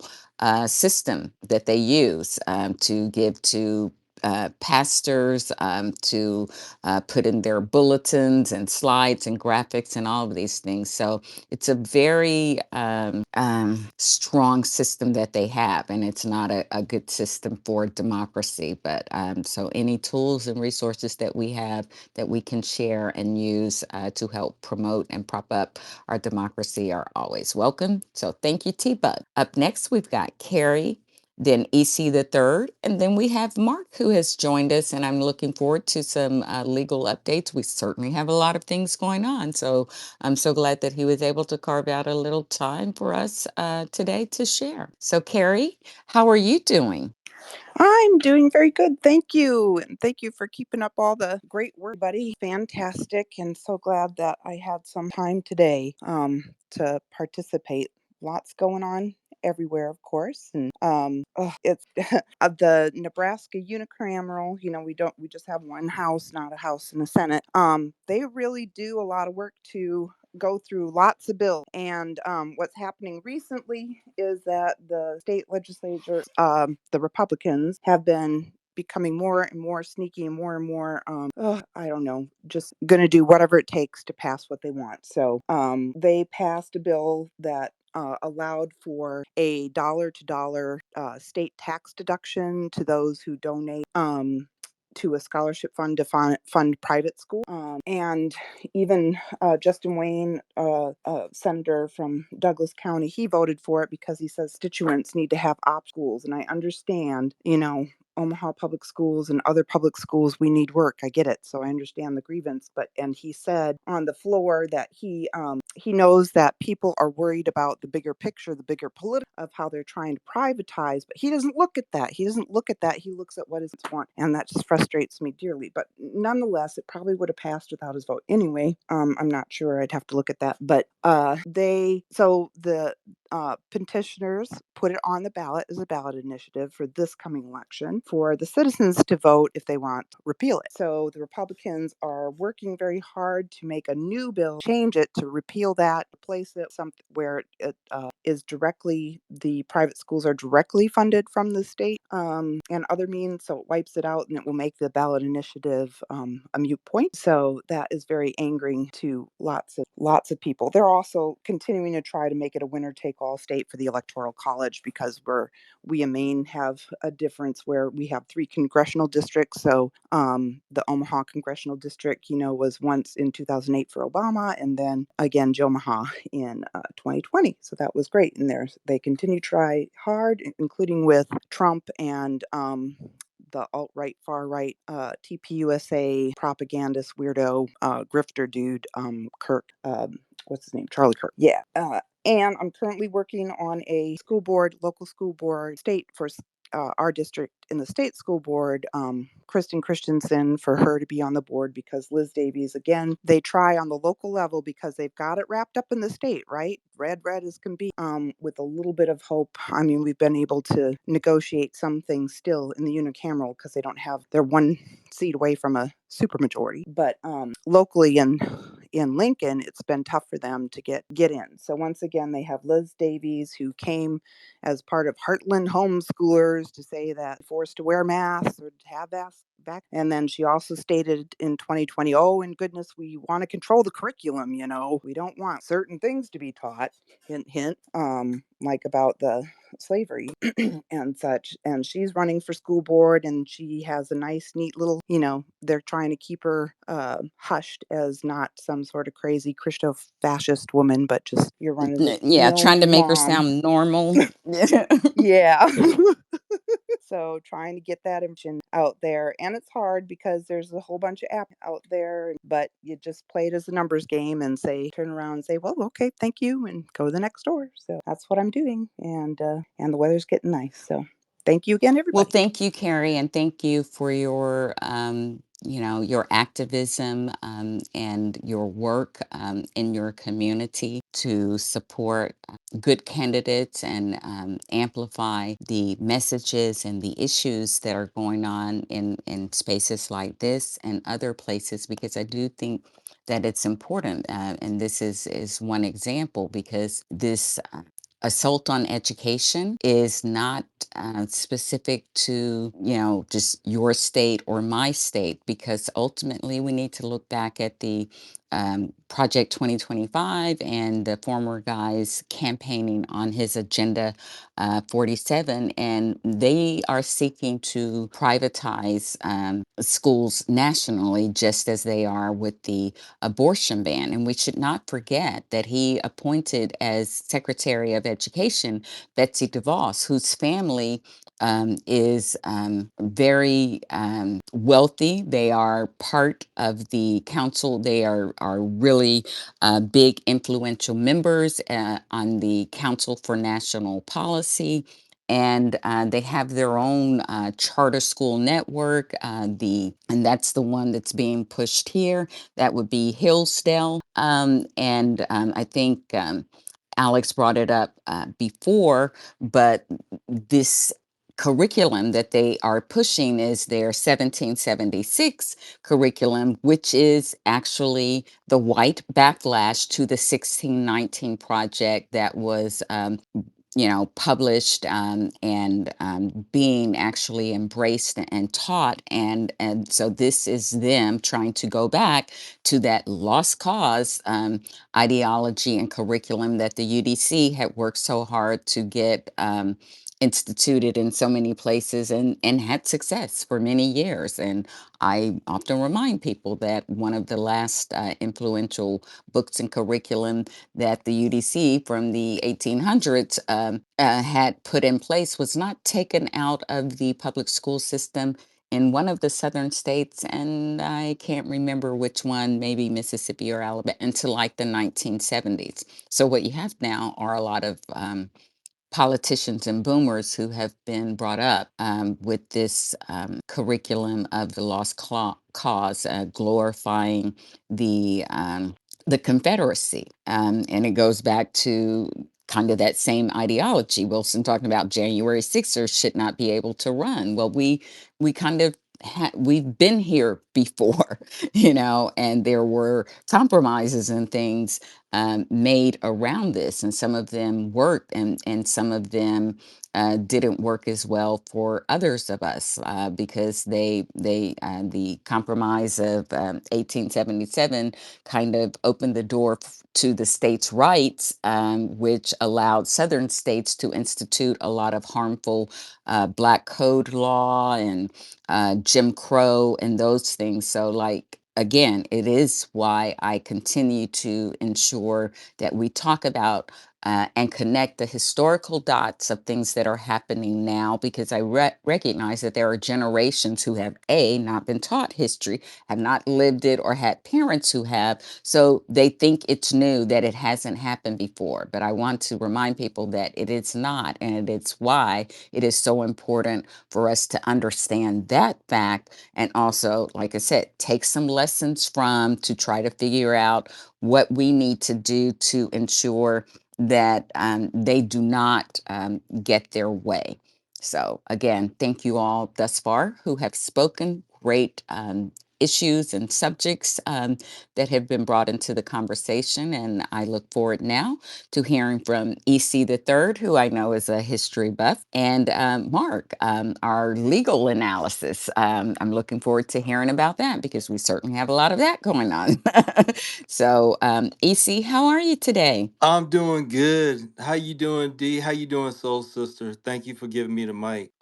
D, you summoned me when you talked about the lost cause argument because I was just gonna listen, but when you talked about lost cause, you know I was gonna come up because, as you know, I'm in Alabama, and recently, about 2 weeks ago, we had an anti DEI bill that was signed by our governor. So now it's law. And it says that we can't talk about this divisive concept. So divisive concepts aren't allowed. They didn't define what divisive concepts are, but if I get back in the classroom, and I haven't been in a couple of years, but if I get back there, then I'm going to be limited to what I'll say. But if I'm up there, I'll go to jail because I'll talk about the internment of the Japanese. I'll talk about what happened during Reconstruction. I'll talk about the Compromise of 1877. I'll talk about the fact that you had black soldiers in World War II who were segregated when we were fighting against oppression, and I don't think it's divisive. I think it's just history. But like my dad told me, son, you got to pick your battle. And as Democrats, I know it's fun to go on spaces and destroy these Republicans talking points and arguing, but we got to remember, we're not really trying to destroy them. We're just trying to get them to see their fault. So, don't try to eviscerate them because the goal is to bring them our way. It's not just to destroy them. Yeah, it's fun to destroy the argument talk, but if the talking point has just a little bit of merit, that's fine. Like people say, oh, LBJ said this. In my opinion, LBJ was a goat, all right? Because I don't think Kennedy could have made the progress that LBJ made. LBJ, like him or not, all that civil rights stuff passed on his watch. Whether you say it was when he was the vice president with Kennedy, or whether you say it was during his own administration in his own tenure. But he might not have been the perfect person, but he was one hell of a politician. And it doesn't matter if most Democrats didn't vote for it. If it goes over the fence an inch, it's a home run. You don't have to hit it in the parking lot. But what LBJ did as far as bringing black people like me, who was born in 75, to be full U.S. citizens and ending segregation, props to him for that. Nobody's perfect. None of these people are perfect. But as far as Alabama, I'm going to vote tomorrow in the runoff. The case that went to the Supreme Court, we have a new congressional district, and I'm personally going to vote for one candidate, but both of these candidates are good candidates. They're both Democrats. They're both black men. And this whole seat was designed so we get another Democrat. So there's no way a Republican can win it. So for all intents and purposes, this is the election in Alabama. And whether Figures wins or Daniels wins, we're going to have another Democrat in the House of Representatives representing the state of Alabama. Oh, that is good news indeed, my friend. And like you said, when you have two, good candidates, you just have to pick the one that you feel speaks to the issues that you care most about and your community. And that's what democracy is about. And would that we have that issue everywhere where we've got two good, candidates to choose from. But, sadly, it is not the case. But I am glad that the redistricting has afforded you this opportunity, and glad to hear that you're going to be casting your vote tomorrow. And yes, it is so important that what you said about LBJ not being perfect. That the truth of the matter is there is no perfect politician because there are no perfect people. And when people keep looking for perfection in our candidates, they are starting wrong. It's as I think it was 2K who coined the phrase that your vote is not a Valentine, but a chess move for what you want to see in the future. This is how we have to vote. We have to look at the candidate who is going to get us closest. Someone also described it as like, a bus stop, or a train ticket. It very likely none of them are going to take you to the doorstep of where you want to get, but you get on the one that's going to take you closest to that destination. So that's what we have to keep in mind when we're voting, is that we're voting for the candidate that is going to get us closest to the issues, addressing the issues of our concern in the way that we want. None of them are perfect or will ever be perfect. And we need to stop looking for this perfection in our candidates. And I think that's the downfall of many of us who participate in the electoral process. They're both bad, or they're this is not a high school you know personality And not contest. voting for prom king and queen here. Exactly. We are voting for a person to be able to legislate and govern, and not someone who we want to be able to sit down and have a beer with. Because frankly, I don't. It's nice if they have that characteristic, but I'm not really concerned about whether or not my president is someone I can have a beer with. I want him to be someone who can run the country, who can be a good commander in chief. So, with that being said, we're going to go next to Mark. Looking forward to hearing from him. And we'll pick up from there. Oh, and True Word has come back. So glad to have him in the conversation for the first time in a long time today. So, some great speakers we've had up. And I want to thank you all for joining us in the conversation today. So, Mark, how are you? Hey, what's going on? Happy post French Quarter Fest from New Orleans, and happy Monday to Advocacy Arena and D and Soul Sister, and happy Trump arraignment day. The first time in history. We're historical now in this generation. First time a president has ever been not just not first time a president has ever faced criminal trial. A former president ever faced criminal trial. So there's a lot going on today. Let's get through the generals of what's going on. Obviously, there's jury selection happening right now in Manhattan. But also, the Trump team has to file their reply to the very strong Jack Smith opposition to absolute immunity in the Supreme Court. And also, there's that bond issue that's happening over in the civil court, the same courthouse. I'm not sure if it's the same courthouse or not, but in the vicinity. That bond regarding Tish James case, that it's under some scrutiny because some I's are not dotted and T's are not crossed Yeah, with and his surety, the company has some shadiness going on there. some happening, and it's not cool. So we'll see what's going to happen with that. I think with that, there's going to be it's probably going to be denied. And there's going to be some kind of delay, so nothing today is going to happen. But also today in the Manhattan DA's case, also well, the Mar-a-Lago case is actually starting to heat up too, because over the weekend Jack Smith's team fired off a pretty solid argument against Nada's team and the Trump team delay on the on SEPA Section 5 hearing, which would be the last part of the last thing they have to do is a final hearing on SEPA and classified material. And Trump is trying to push that off. Jack Smith was like, "Hey, man, y'all, this thing was continued from November. So, and this could be something unless Justice Judge Cannon rules in favor with Jack Smith. This could be something they could take up to the 11th. They've been reluctant to do it, and at this point, it's like we didn't do it in the beginning, so it's got to be something that we can take up to 11th to have her recused. I thought it was a mistake that they didn't recuse her off the bat,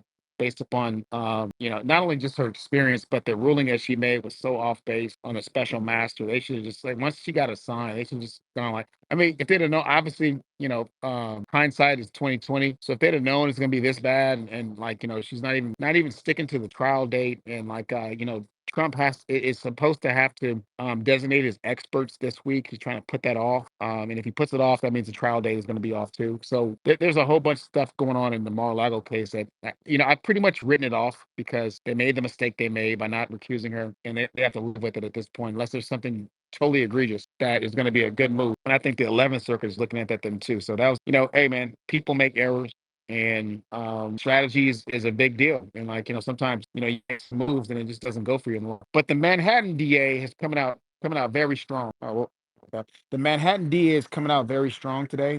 They sought to admit a lot of character evidence in their case in chief. That was denied by the judge, but the effect of that is twofold. They're seeking to they're kind of like letting Trump know what they're going to cross him on, these things are going to be revisited.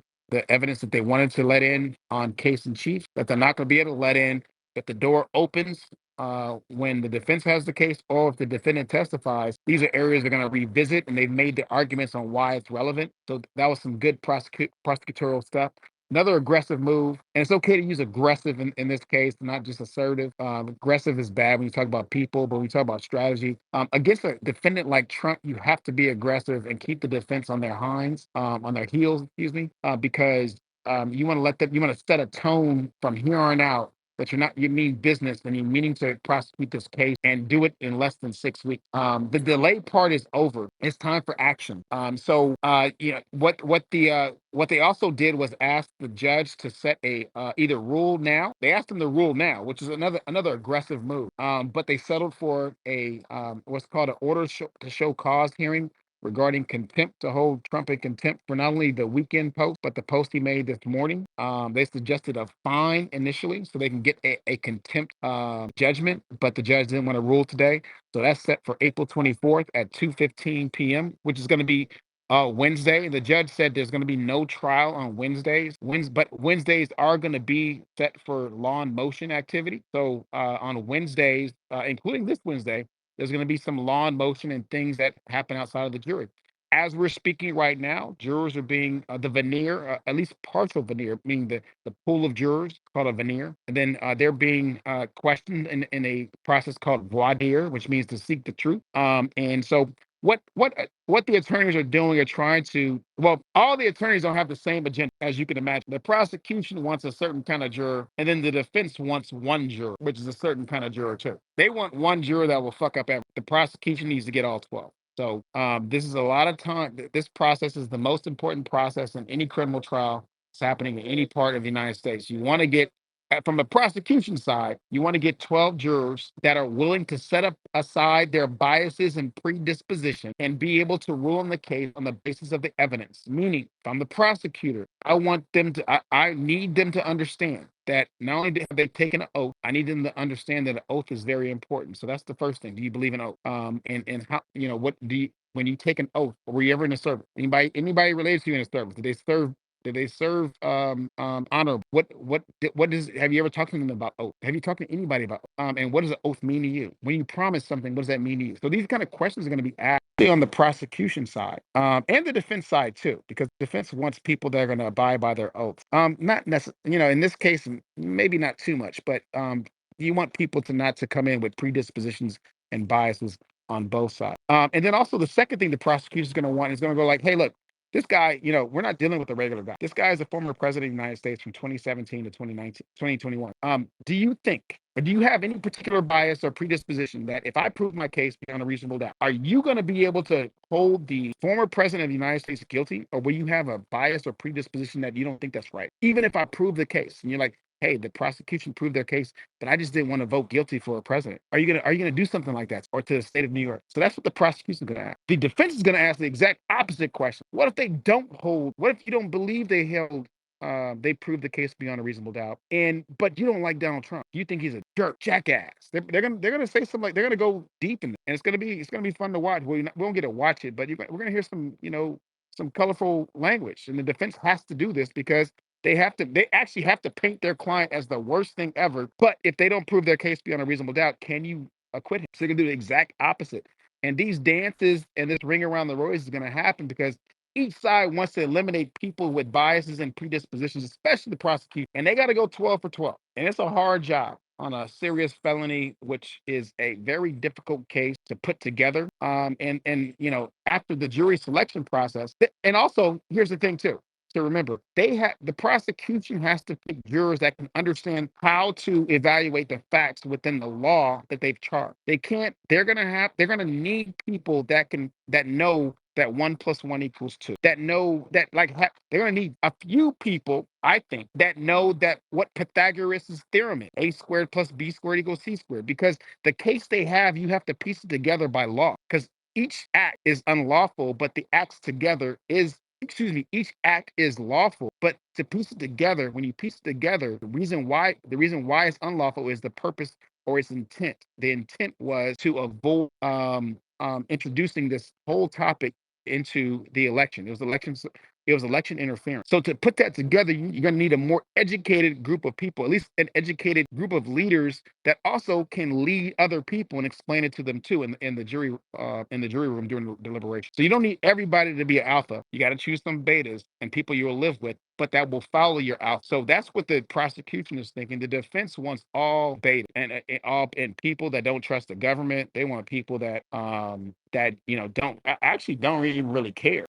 Maybe they like Trump, maybe they don't, but they don't trust the government. That's going to work for the defense. It's not going to work for the prosecutor. So this process, and I've explained this not only in pre-law classes, but in my guest lectures at universities across the country, that the voir dire process is the most important process in any any trial, not just criminal, even in civil law, because you set the tone for your case, and you're also making some of the arguments, at least the themes, not the actual substance. You're making some of the thematic argument to this prospective jury to make sure that they understand where you're going with this case right now. The closing arguments, I always say, start now. As soon as the jury hits the room, they're looking at what you're wearing, what you smell like, what your tie looks like, what kind of belt you have on, what kind of shoes you have on, how you speak. I mean, they're evaluating everybody, what everybody looks at. They're coming in like they're watching a ball game, and they're looking at what people look like. And that's when the jury trial starts. So again, this next week and this next 2 weeks are the most important parts of the jury. It's either going to be guilty or not guilty based upon what happens now, because the evidence is pretty clear what's coming in. Now, again, I like the way the prosecution came in. They came in aggressive. They came in poised. I think these two prosecutors, I think they know what they're doing. I think they know their jury too. Knowing your jury is great. I'm not sure how many trials Todd Blanche has tried in Manhattan, but these juries seem to know what kind of jury they want. And so I expect them to get a jury. Now, remember, the question is not whether you like me or not whether you don't like Trump or you like Trump or not. The only question is for qualification is, are you willing to put aside your bias and your predispositions and judge this case on the fact as proven to you beyond a reasonable doubt or not? That's the only question. It's not whether you voted for Trump or not. And then, like, I think the additional question that I'd ask, at least, as far as, and I think it's going to be asked, is that if I did that, even whether you voted for Trump or not, if I did that, is there anything that you can think of that would make you not want to find him guilty? Because some people think that former presidents should never be guilty of anything. We got to give them a break. Some people think that it's good for the country that a former president is not prosecuted, even though they think he committed crime. Some people think that, they think like that, and that's not a problem. I don't. That's a patriotic thing to think. But in court, it's not a matter of being patriotic. It's a matter of, number one, when you took that oath, as soon as you walked into court, and I would point to the judge, to Judge Marchand, because he leads the court, not Trump. Judge Marchand runs this court. We might have a former president in court, but Judge Marchand, this is his court, and he asked you some questions about an oath, right? That's why I asked you these questions about this oath. Number one, is that important to you? If you say yes, I expect you to say yes, right? Number two, do you understand what the duty is in that oath? The duty is, if the case is proven beyond a reasonable doubt, you must find the defendant guilty, no matter who he is or what your bias is or what your predisposition. If your duty is, if you don't believe that, and I actually offer this as a prosecutor too, because you have to be fair, and also you take the wind out of the defense's sail so that the defense doesn't get up on their voir dire and say, hey, the prosecution only talked about guilty. Well, what if you don't? So you say it too. Well, what if I don't? What if you don't feel? What if you don't? I say juror number 12. What if you don't feel that I've proven this case beyond a reasonable doubt? What is your duty? Not guilty, right? That does two things. Number one, it's fair and it's just. Number two, it gives the jury number 12 and every other jury that says, whoa, the prosecutor just said that, it lets them know how strong I believe in my case. So those are the things, and those are the ideas, those are the strategies and tactics that are going on in court that just started today, and they're going to go on every day. And trust me, to them, this day is taking a long time. It's only 2:00. To them, this thing is going along so fast. The week's going to be over so fast because this process just goes by like that because you're just in it. But this is an exciting time for our country. This is a chance this is a test for America. America's on trial. Our rule of law is on trial, and how we preserve ourselves are going to be illustrated in how these cases going by holding somebody accountable. Now, I can't account for how the case is tried. I can't account for strategies. I can't account for lawyer performance, but based on the substantive evidence and what the strength of it is, he should be held accountable. And if they're able to pick a jury that is willing to bypass their own predispositions again and biases and feelings and just rule on the evidence, I think we're going to see a guilty verdict in a couple of weeks. I think that's just going to happen. So, I'd be happy to answer any questions. Obviously, this is like my wheelhouse. It's like right on point. I taught this to Department of Justice, taught this around the country. I taught this in California. This is this is my thing. Once the trial starts, that's like my expertise. So I'm talking to you from experience, having done hundreds of voir dires, and like this is the most exciting time for the prosecutors, at least. The defense is defending. They're doing the best they can with what they got. They don't got that much, and they got a defendant. I heard he's falling asleep in court. He's tweeting from court. But here's the thing. As I close, for a defendant like him with such a big ego, he's got a wake up call right now, and that wake up call doesn't feel good. You saw a picture of him in court. If that picture is actually from court, watch the picture next. It's going to look a lot more beaten down and tried. And watch the picture the week after that. This shit is serious. And actually, he's facing real jail time. It's not even if you're found guilty, I mean, there's no. It's a conference with the Secret Service. What kind of confinement is reasonable with regard to the court and the state of New York and the Secret Service? There's going to be some kind of confinement. There's not going to be, with no regards for any kind of election. Remember, and I'm in on this. Remember, this investigation has been going on for almost 10 years. Well, not 10 years. It's been going on for 8 years. And Mr. Trump has been fighting just the access to data and documents since before 2019, when he went all the way to the Supreme Court and the Supreme Court denied him. So, the Manhattan DA's office just got these documents in 2019. He just lost the presidency in 2021. The case was filed in 2023. We're just now getting he declared for a re-election as a loser incumbent in November of 2022. This case is going as fast as possible under a brand new DA that was just elected a couple years ago as well, who actually wanted to slow down. He didn't want the case to go to trial because he's like, I don't even know this case. Let's back up and revisit it, and let's go with what we got. Let's go with the strength of our case, not all this other stuff, which Alvin Bragg did. He backed up the case, said, hold on, player. Let's like do it the right way. I don't know this. I don't know the case that Cyrus Vance brought. I don't know that. I need to know this case before I put my name on it, because Cyrus Vance as a DA representing the people of the state of New York versus Donald Trump.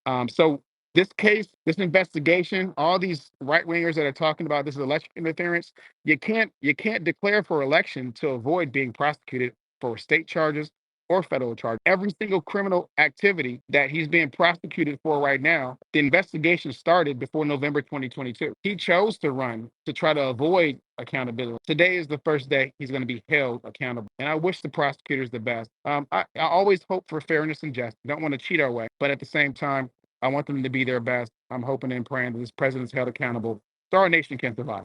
Wow. Thank you, Mark. Absolutely. And I'm so grateful that we have you at, you know, in our community to explain these things to us and the significance of them. And I, again, just want to thank you for, coming and taking a little time out of your day, because I know you have in real life stuff that you have to do. And so I'm always honored that you take time to come out and share these things. And if there is anyone who is here that has a question for Mark, now will be a good time, if you're on the stage, to raise your hand or to send us a DM, because he is always very generous in trying to answer questions around these issues. And so, Melody, I see that you just came up and you popped your hand up. Did you have a question for Mark? I'd like to add something that harmonizes with what Mark was talking about. Mark is talking about the stuff after Trump became president, that the investigations past that time. But Trump was also investigated and has a FISA warrant history that goes back quite a ways. You were closer when you said 10 years the first time you spoke. And there's a history also of collecting telephony data bursts that have been recorded by just simple repair people that seemed unusual, that turned them in because they signed that they're going to do that if they run across something like that. That goes back quite a ways, out of Trump Tower to Moscow. This stuff goes way back, and that's why we read around the time of the prior to the time of his when he began the birther movement thing. It goes Yeah. way back. Yeah. How long Yeah. ago I was mean, that? I'm lost track. well, it would have been when President Obama was in office. So, No, well over. prior to Obama's election, that there was the birther thing popped up during his election, didn't it? Yeah, that's what I'm talking about. Yes, it would have Yeah. been 2007, 2006 or something. It would have been Yeah. between when Oprah mentioned his name and when he was elected. That would have Yeah. been to start, would have been in there. Yeah. Well, the bottom line is that most people who are really looking objectively at the former guy understand that he is a criminal, and he's a con man, and he has been. He's a con man who made it to the highest office in the land, and this con man would like to be there again so he can avoid prosecution and accountability. Because I think most of us understood that he was not running really to be president. He was running to promote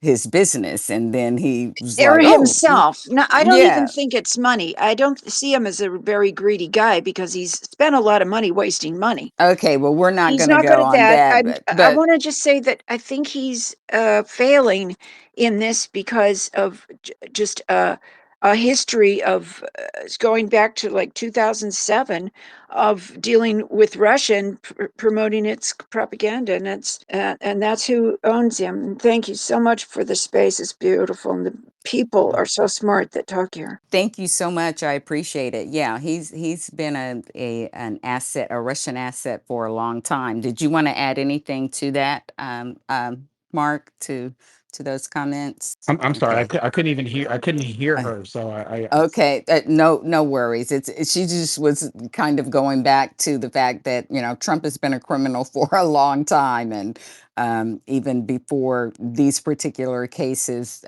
came to well, light.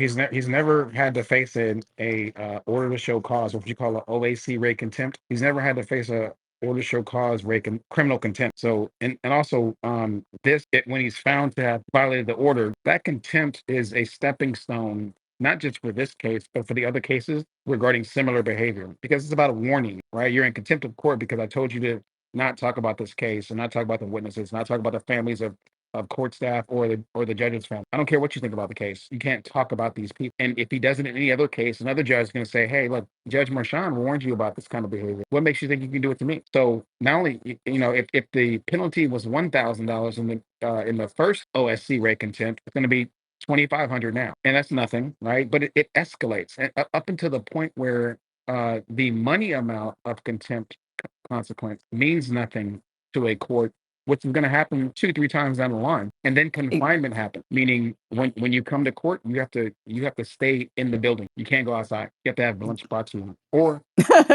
Yeah, because he's having little rallies at the courthouse, basically. He's right. campaigning from the courthouse. And then it could ultimately be like, hey, like you're going to spend the night in Rikers. Oh boy, yeah. But you were talking about this, all of the legal cases revolving around this man, and it just made me think about something that is kind of not related, but it is related to law that I don't want to let our conversation, this space pass without mentioning it, and other people may want to chime in on it. I know there's some Floridians in here, but Governor DeSantis has been DeSantis has been quite busy over this past week. He passed laws, and this again brings me back to what I started the space with about ALEC and these dark money groups and the infrastructure that they have in place. Because people are now pointing out that he is passing a law to prevent police civilian oversight boards and local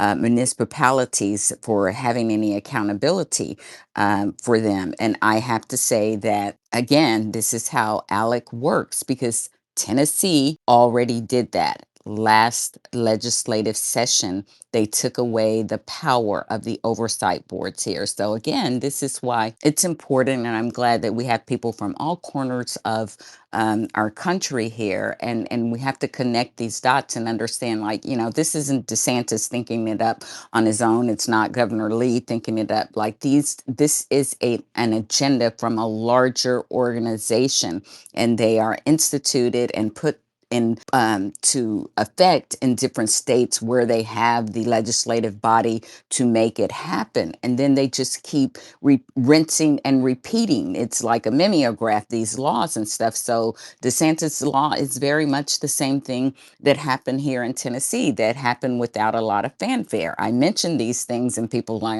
it's Tennessee. But I mentioned them because I want you to be aware it likely won't stop here, nor likely didn't start here. Like, there is a big overall arching agenda for the billionaires, basically, who run this umbrella organization, to literally turn our country into an autocracy, because they have many specific things that come within their agenda, but the overall goal is to rule, to be in power, and to change the structure of our government into one of a theocracy, an autocracy. And so I present these examples as warnings of how that is happening and why it is so important that even in places like mine, where we may not be able to get a seat in Congress, that we still pay attention to what's going on and that we do what we can to help amplify candidates to give some pushback.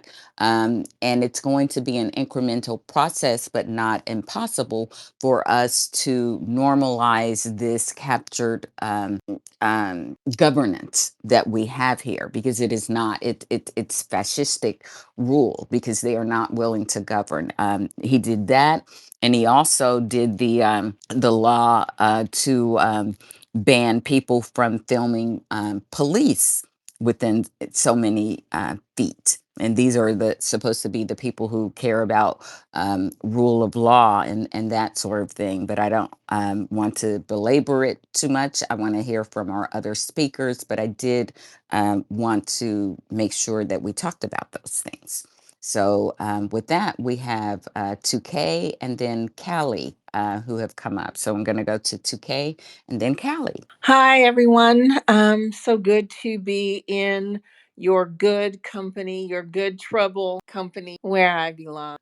First, I want to send hugs to Near, and I've been following the situation, and as I'm sure we all have. In any case, I wanted to uplift that first thing. But I have a question for Mark. It's like there's something psychic going on, because just today I noticed I hadn't seen any information about what was happening with, oh, I don't know what to call it, but y'all will know what I mean, the bond, whatever. Former guy had to post. First of all, I still say something in the milk wasn't clean about that reduction, substantial reduction from what is it, $450 million that he was, and plus more, plus the accruing daily whatever rate, to the 175 million. And then he suddenly had someone to quote cover it, and now it looks like that is on shaky ground. And Mark mentioned that briefly, and I was just wondering if either if Mark has more information, or where to look for it, or what I should keep my eyes open for, because I'm looking for that to blow back on the former guy as well. And I will land my plane with that. All right. Well, he's back, and I'll let him address that. I missed the question because there's a Twitter glitch. I couldn't hear Yeah. anything.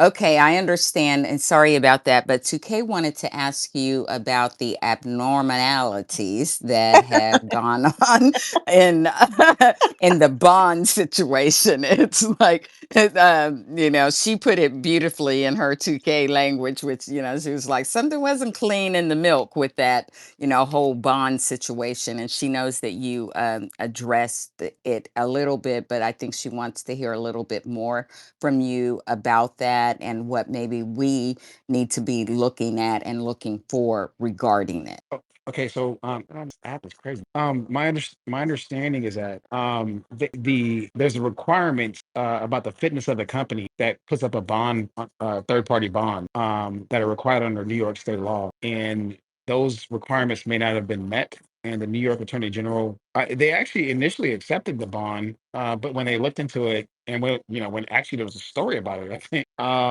they got, Rachel Maddow did a great yeah. rundown on it. Like, she talked about the history of this company, Well, illicit history of their bad behavior well, around well, car loans and stuff. well, that's not even that's not even going to be an issue. At issue is whether the bond secures the judgment. So, like, that's the question: does the bond secure the judgment? And the appellate court, went under the assumption that the defendant was not going to be able to meet the bond, that he was not going to be able to do it, that he was physically unable to do it. So it was effectively, basically a judgment. And so they lowered the bond requirement to That's the part. That's secure the the part right judgment. there. But at the same time, simultaneously, this dude initially said, he changed the story like a day later. He initially said, hey, he reached out to the attorneys and said, I'll cover the whole thing. But Trump's Ex- attorneys were in front of the appellate court saying there's no one that can cover this. So that's one issue. The second issue is, hey, the New York AG's office is saying you guys can't even really cover 175 because there's requirements about your company that it can't be more than 10% of the value of your company, and you haven't provided us either that paperwork or it's not. So you don't even meet the requirements to even be able to put up this bond. And remember,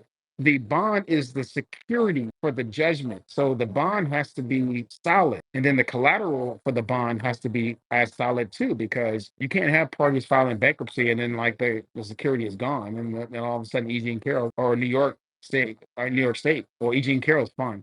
But New York State can't get their money or can't get their judgment. Yeah, and in addition to that, did they not also sneak in a little language that changed the time frame for her payment, like extending it like 60 days, like giving the former guy 30 days, and then if he didn't meet it, giving the company I think another 30 I days? think that was part of the initial negotiation, but then further, as more entities started investigating, now it's fundamental whether you can actually put up the bond. That was part of the arrangement. Assuming they could secure it, there was proper security. Now we're talking about, can you even do it? Right. Like, do you have the money or not?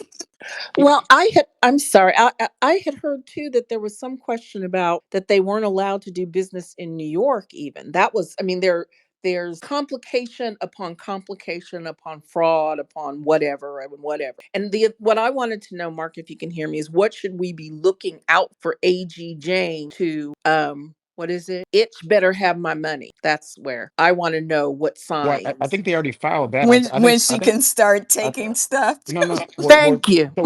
so here's the thing. According to the New York AG's office, they're it looks like they made a sound argument. So just Engeron's probably gonna rule in their favor. There's gonna be some delay. There's gonna be a stay because they're not gonna just go like, hey, this bond sucks, you can't do it. And then AG Jams can go grab Trump Tower. It's going to be some kind of delays to let Trump redo this or let them restructure their security. It should be worked out. I expect it to be. This dude has assets, so and also he's like, well, he doesn't have any stocks, but he has assets. To go from Yeah, the stock that he had, that's another thing yeah, that company that boy, he just just got, imagine, man. the stock has tanked. Like it Poor, continues to poor, tank. poor MAGA from Arkansas put their home into that stock. Oh my God. I Like, feel Poor like it was thing. just propped up just until he could take from it or do whatever He he was hasn't. going to Well, he do. can't. It's not even And pump and dump. It's just like pumping, like and yeah, pumping got dumped. yeah, yeah, I mean yeah. It he just doesn't feels very illegal. The whole thing just feels Well, shady. that's a good point, and I think that I'm wondering what the hell the SEC was doing here. This is bullshit. Like there's no other. You can't do that. You can't Yeah, do what they did. it just seemed real shaky to begin with. Like it didn't even seem like something that should be allowed. And then, they didn't have all of the things and that would Oh, make it solid, you know. even the Oh disclosures. yeah. Plus, they're suing, right? Aren't there two of the Well, I major? think there's going to be a bunch of lawsuits here because even the independent auditors were like, "This is some shaky shit." It's like, wait, I mean, it's crazy shit.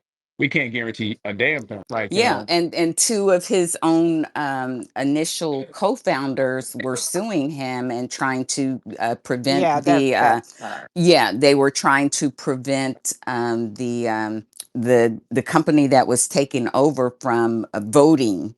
oh But they, no, and today these people are crazy. And today, now I'm not, stocks. That's not my type of law. Securities law is not. I'm not a security lawyer. Don't.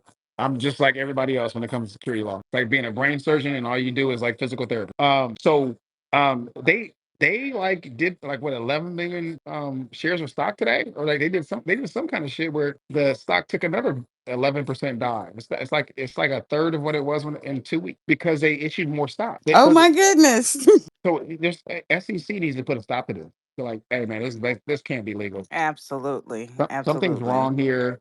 But this dude gets away with this kind of stuff, and like I'm like, hey man, at some point government regulators got to go like, no, you can't do it. I mean, it's a scam.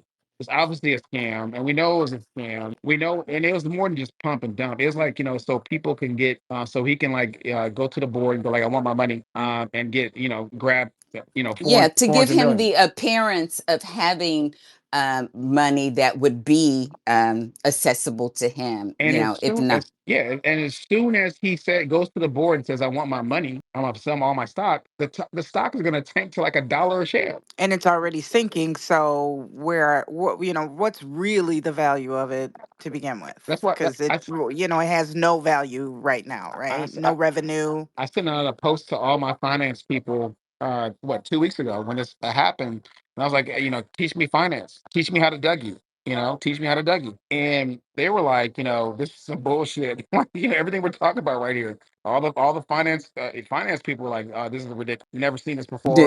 Don't touch it with a 10-foot pole. Ever at all. If your finance person comes to you and goes like, "Hey, man, I got you some DJT stock," fire them. They're fired, fired, fired, fired. Fireball. Unless they sold, Exactly. unless they sold it at 67. Sell, sell, sell.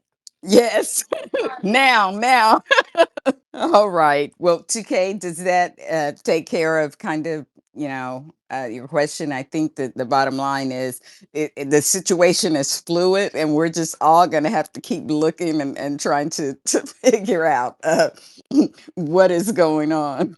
That's it. I am just eager for Attorney General James to start snatching his Aren't we wig. all? Aren't we all? Thank you. Okay. Well, thank you so much. And Mark, thank you for coming back up and addressing that. And don't go anywhere, Mark, because I'm not sure. Callie may have a question for you as well. So I'm not sure. So, Callie, you're Yes, next. thank you, Dee. Thanks, Soul Sister, and hi everyone. Mark, I do have a question for you. I kind of felt like I was in the Twilight Zone when I heard Glenn Kirshner with Brian Tyler Cohen last night not know something. And what he didn't know is with the 31 charges, if the up to 4 years is for the entire case or if it's per charge. And I was shocked he didn't, have a strong opinion.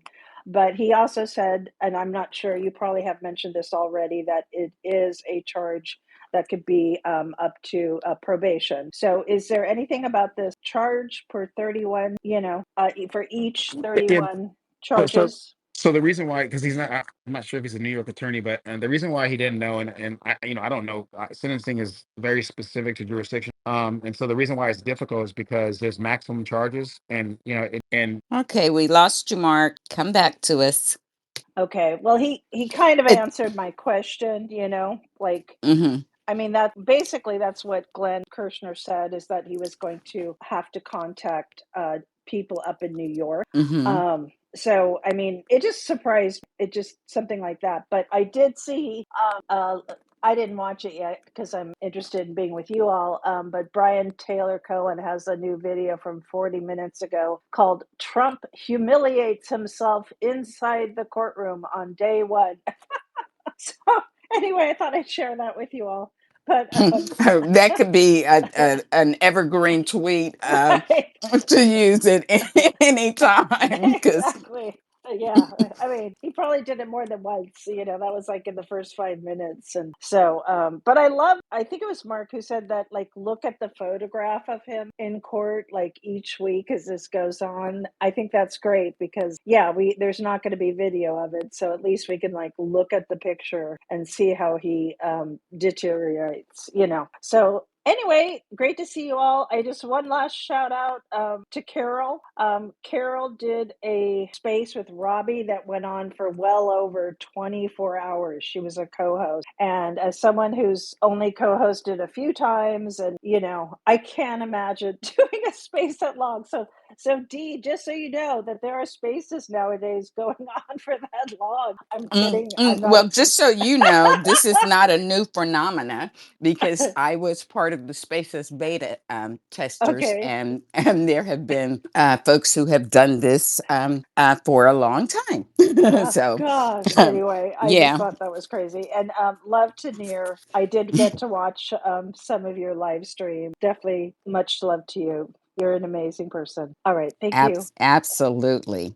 So, I think we've gotten all of our speakers. I I have want to. some news. I was just going to go back to you, Oh, yay! and so share your news, and we'll start to kind of wrap up. And like I said, I want to hit some points that we may not have covered, just real quick. And go ahead. Okay, Not I telling want you to to. be real quick, but the Right, points I want to make. right. No, I thank you so much. Sorry for being eager, but this was pointed out to me from LMZ. Thank you so much for keeping us upbeat here. The Giffords Law Center is suing some social media companies on behalf of the victims of the Tops grocery store mass shooting. So they filed a lawsuit on the 1 year anniversary against social media platforms and gun companies for their role in the shooting. They are representing Letitia Rogers. She was one of the survivors of the Top grocery store mass shooting, and the families of three of the victims. The three families are those of Andre McNeil, 51. He was a shopper at Tops that day who was buying a cake for his 3-year-old son's birthday. Catherine Massey, 72. She was a community activist and a teacher. And Howard Patterson, 67. He was a deacon at the State Tabernacle Church of God and a retired security guard. They're suing the Meta platforms, which is Facebook and Insta. They're suing Snapchat, YouTube, Google, Discord, Reddit, Twitch, and 4chan. The negligence that they're saying the media companies have is that they negligently and harmfully and defectively design their products to recommend racist, anti-Semitic, and white supremacist propaganda used by the shooter. The gun manufacturers are Vintage Firearms and Mean Arms. I'd have to look them up, what the brand is that might be more familiar to many of us who are in the space. And also RMA Armament. That's the body armor company that they say wrongfully sold body armor to the shooter. So just wanted to keep you guys up to speed on that. And I posted it in the Nest as well. And I believe that LMZ already put it in the Purple Pill. So Thank you for that.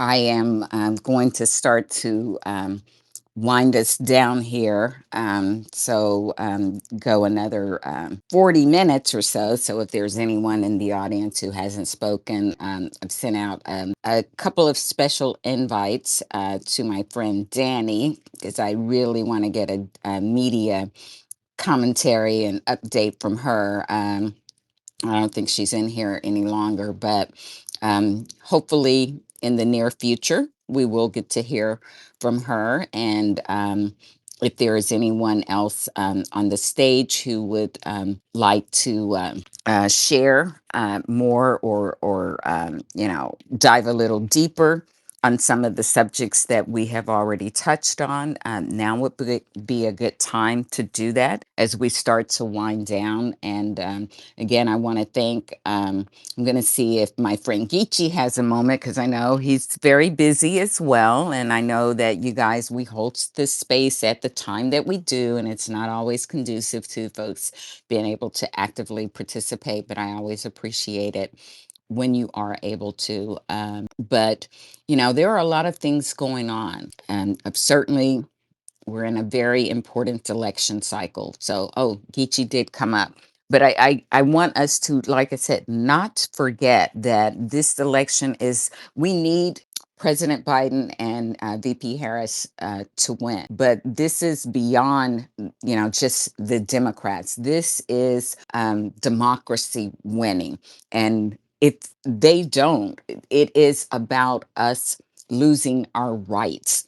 And I think a good way to approach it when you have people that you're encountering and talking about, I'm not voting for him, or I'm leaving this ticket blank, or whatever, is to try to help connect with where they are and see, just what right are you okay with giving up and losing? Because I can't think of his name, Aaron, who reports on the Trump rallies and stuff. I mean, this guy. Oh, Aaron Rupar. Yes, he was reporting on him, and he was talking about the former guy is the he defunding schools basically that required vaccine mandates. So his anti-science shtick and belief is that puts us all in danger because we can have the rise, which in some areas we already do, of diseases and issues that have been eradicated coming back because of people's refusal to believe in science. So that's one thing, and of course, the very basic of certain people being denied access to healthcare, period, not the least of which is women's autonomy over their own body, but it goes much further than that. So without further delay, I want to get Geechee in here because I don't know how busy he is, but I just want us to keep those things in mind. Like, this isn't just this is not a normal race. It's not a normal election. So Geechee, how are you today? I'm good. I've been up early, but I've been listening to most of the space. I'm actually in Walmart right now getting stuff to make thank you bags for everyone that's working tonight. But it's been a wonderful space. It's always wonderful to hear from all the wonderful speakers. I wish Mark was still here because I was going to ask him a question about what type of jurist or does the defense need to keep, not the defense, the plaintiffs need, the state need to keep, I guess it's actually this county, the county of Manhattan, need to keep off the jury to ensure that we don't get a hung trial. That's basically, I guess, what the other side is looking for is to get a hung trial, not an actual acquittal.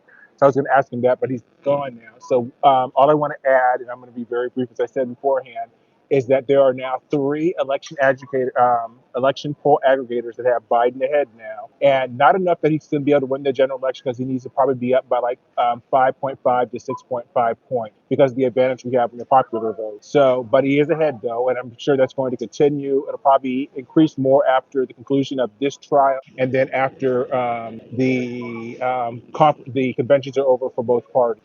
Then will come the hard part where we really need to be out there. Our feet to the ground, digging into this pavement to make sure that we're contacting every single voter we can to make sure they come out en masse for Biden. So that's all I have. Again, Soul Sister and Dee, thank you for having a wonderful space, and I'll continue to listen. Well, thank you so much. I appreciate it, and it's good to have you updating us on the polls and pointing us to the good ones, the accurate ones. So don't go anywhere, Geechee, because Callie raised her hand, so she may have a question around that. So go ahead, Callie. Oh, I'm just kind of thinking about things that I saw, and I saw something yesterday that I have a question, kind of for the group, not specific to Geechee, but always great to hear Geechee. I love hearing him speak, and he always cracks me up, usually too.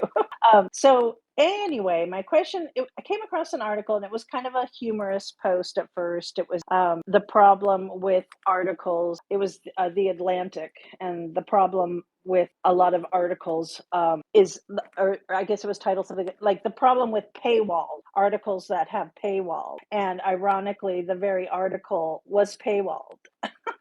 And somebody in the thread luckily shared it from the Apple News, and I could read it there. And there were some pretty shocking things that were said, and it's kind of an interesting way to look at things. So, like, for instance, people are really down, and I understand it because, just like talking about like trans issues or Trump issues, the New York Times there's been a lot of horrible things that they've written. But the point of the article is with 70% of like people are not willing to do subscriptions, and so what they do is they go out and they look for like free information, and a lot of times the quality of those stories are not as good as what the article was proposing. And it just kind of struck, kind of like a confusion in me, because I've heard, and a lot of people I really admire, saying, oh, I got rid of my subscription with the New York Times, and they're terrible. And it's like, where do we go for good sources, and how do we deal with this paywall issue? I mean, I'm somebody whose medical costs just went way up and money's tighter, and I'm looking to, decrease some subscriptions myself. And I tried to delete the New York Times, but then they offered me a deal I couldn't resist for a few more months. So I'm still, there, so to speak. But it's concerning because it's this election, and one of the things they were proposing that I really liked is that when it comes to political articles that are crucial, that they should not be paywall. This is an argument that people were making, and I personally thought that was a good one. So I don't know if anybody knows what I'm talking about or has an opinion, but it's I concerning. haven't seen that particular article, but I will look at it. And I think this is a question, a standing question that we have been having, and there have been some suggestions. Susan in our community, Susan Oh my God, I was Gordon, just going to bring her up. she Yes. talked about sharing, and she often does share free gift articles. And I started, and I'm so angry because I can't find it, so I'm going to have to start it from scratch.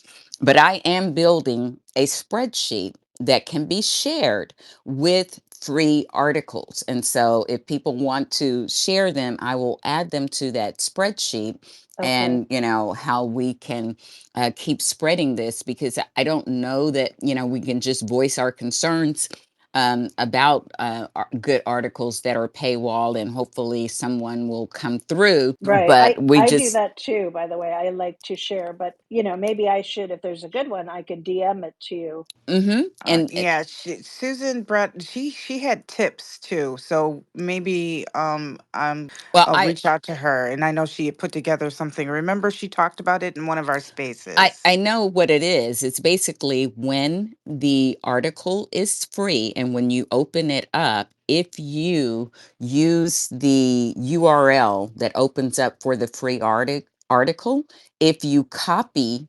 that URL, then it will continue to be free and you can pass it on. So that's what I've been doing. And I have been, like I said, I had a whole spreadsheet that I was building, and I will continue to. And I'm going to have to restart it, but that's what we're going to do. Kind of a group effort of sharing these articles with one another in this way, and doing the work as a community, because I don't hold out much hope for the media companies themselves to do or be any better. We just have to find ways to overcome the issues that we have and face with them. But it's a good issue to continue for us to continue to discuss and address and come up with ways to overcome it. Can I Hey ask? Dee, Yeah. I don't mean to interrupt here, but this spreadsheet that you have actually is sounds like a great idea that could help us out. We're trying to create a newsletter, and really with the information from your spreadsheet, all we would need is somebody to read and write just little summaries about the articles, and we would have a great newsletter going. Absolutely. So we can talk more about it, Wilson. Like I said, I was really upset. So, sister, remember we were talking. I was like, "Where's my Yeah. spreadsheet?" Yeah. Because I had gotten quite far on it, and I plan to, because I was going to use it in a Substack article and just kind of keep building on it. But I do want to create some resources that we have. At the ready for us Uh-huh. all to use and to share. So again, like I said, I think this is a great subject for us to Yeah. discuss.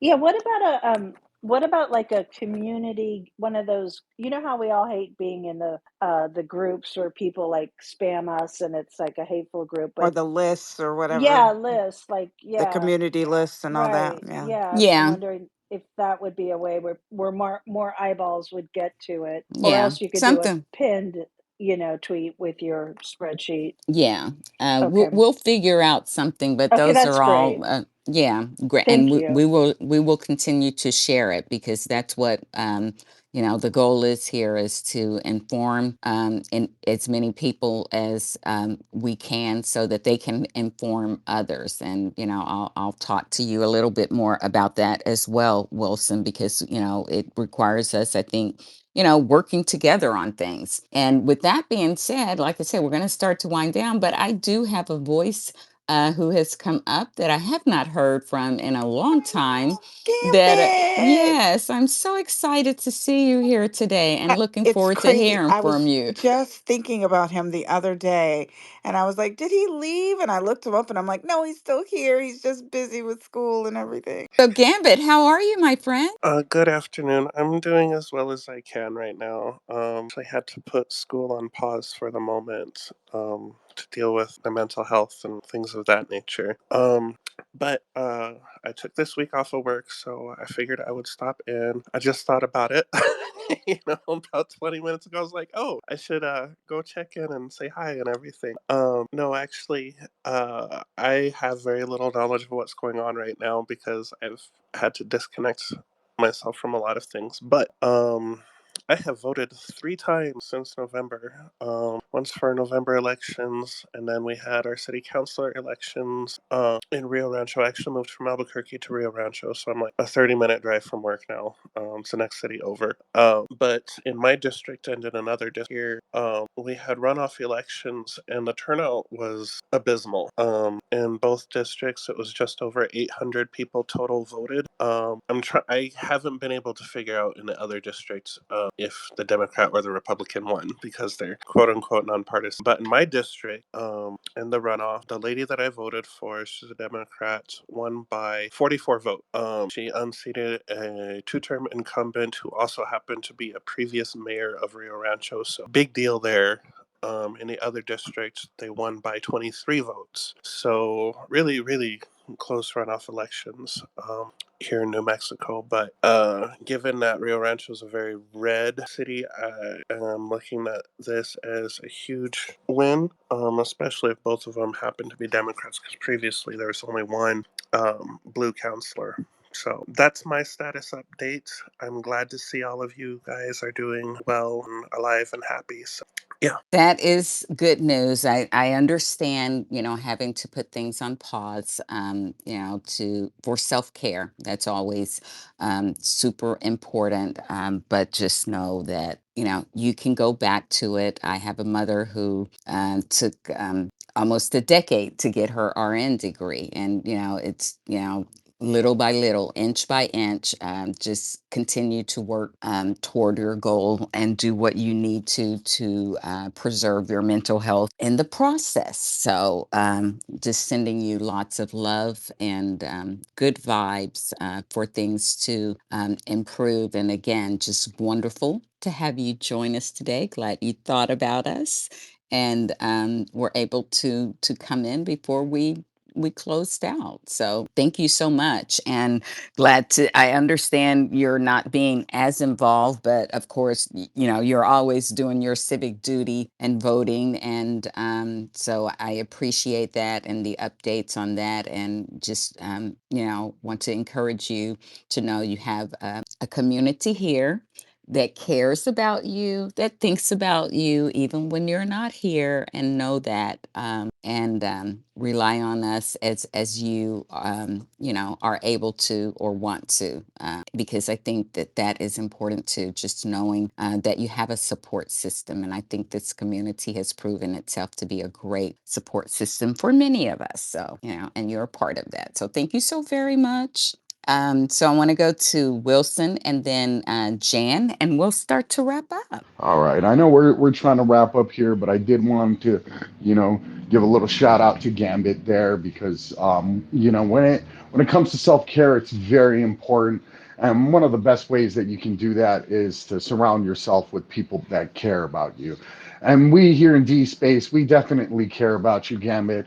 I mean, I can say that I care about you. If you need to talk to anybody at all, you can send me a message. I just wanted to say too, I think you should be proud of getting your candidate elected and participating in the vote. That's really big, important things. And you can see just by the margin that she won, that your vote was important and effective. So I just want to, give you a shout out there and say if you need anything, man, I've got your back. Oh, that's so awesome, Wilson. Thank you.